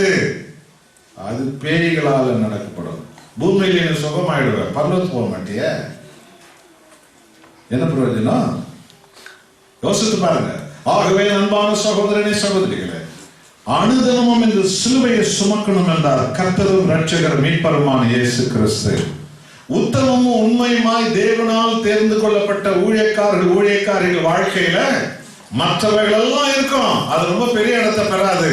ஆனால் கிறிஸ்துவுக்காக நிக்கிற சிலுவை சுமக்கிறது தான் பெரிய இடத்துல இருக்கும். இந்த சாட்சி உலகத்துல எங்கேயுமே கிடைக்காது, தெரியுமா? கிறிஸ்துவுக்காக நான் நிற்பேன்.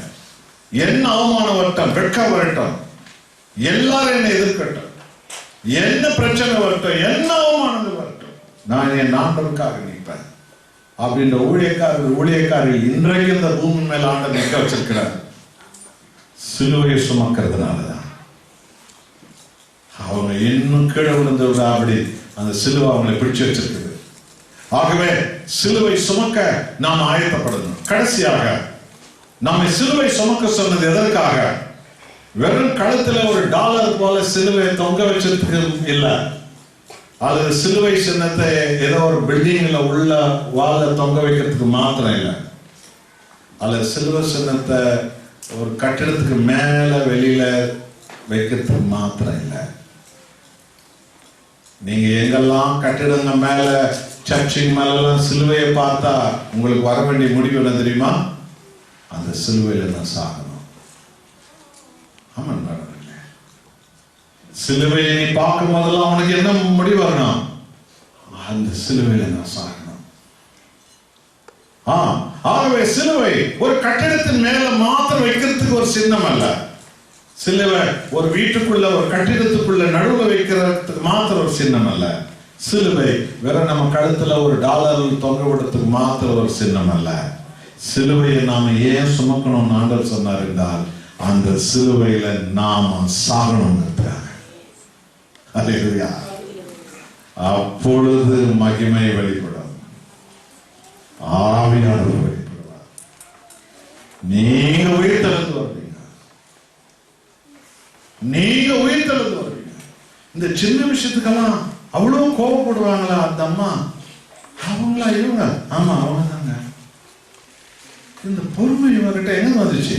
அவங்க செத்துட்டாங்க சிலுவையில. இது ஆண்டவரால் அவங்களுக்கு வந்துச்சுங்க. அல்லேலூயா. தாய் தகவனுக்கு அடங்காம கேடா வாழ்ந்தான் அந்த பையன். அவன் அப்படி முழங்கால் பிடிச்சு, ஆமா அவன் தாங்க. அப்ப அவன் செத்துட்டாங்க சிலுவையில. இவன் உயிர்த்தெழுந்து வந்துட்டாங்க. பாத்தீங்களா? அந்த பிரதிபலிப்பு பாருங்க. என் அன்பான சகோதரனே, என் அன்பான சகோதரிமார்களே, சிலுவை கழுத்துல போடுவதற்கல்ல, தொங்க விடுவதற்கல்ல, ஒரு கட்டிடத்தின் மேல வைக்கிறதுக்கு மாத்திரம் அல்ல. அந்த சிலுவையை நாம சுமக்க வேண்டியது, அந்த சிலுவையில அனுதினமும் நாம் சாவதற்காக. ஜெப வேலையில ஆண்டவருடைய சமூகத்துல நான் சாகட்டும், இந்த பலியிலும் சாகட்டும், ஆண்டவரே என்னை நிரப்புங்க, நொறுக்குங்க, நான் சாகட்டும். நான் சாகும்போது என்னை கிறிஸ்து உயிர்த்தெழுந்து வருவார். இந்த மகிமையை உலகம் உங்கள் ஒவ்வொரு வழியாக, நம் ஒவ்வொரு வழியாக இந்த உலகம் பார்க்கணும், நம்ம குடும்பம் பார்க்கணும், நமக்குள்ள கிறிஸ்து உயிர்த்தெழுந்த நம்ம குடும்பம் பார்க்கணும், நம்ம ஜாதி ஜனங்க பார்க்கணும். இல்ல இவங்க சொன்னது உண்மை, ஏன்னா இவங்க யாருன்னு எனக்கு முதல்ல தெரியும். அப்படிப்பட்ட இவங்களா இப்படி சொல்றாங்க, இப்படி நடக்கிறாங்க அப்படின்னா இவங்க சொல்ற தேவன் உண்மை. இவங்க முதல்ல எப்படி இருந்தவங்கன்னு எனக்கு தெரியும், இவங்க எப்படி வாழ்ந்தவங்கன்னு எனக்கு தெரியும். அப்படிப்பட்ட இவங்களா இப்படி இவங்க வாழ்க்கை மாறி இருக்கிறது அப்படின்னா இவர்கள் சொல்லுகிற தேவன் தான் உண்மையான தேவன். இந்த சாட்சி தான் நம்முடைய குடும்பங்கள் அசைக்க, நம்முடைய ஜாதி ஜனங்கள் அசைக்க, நம்முடைய கோத்திரங்கள் அசைக்க, நம்முடைய ஜனங்கள் அசைக்கும். நாம் ஆராதிக்கிற தேவன் அவர்களை கொண்டு வந்தது.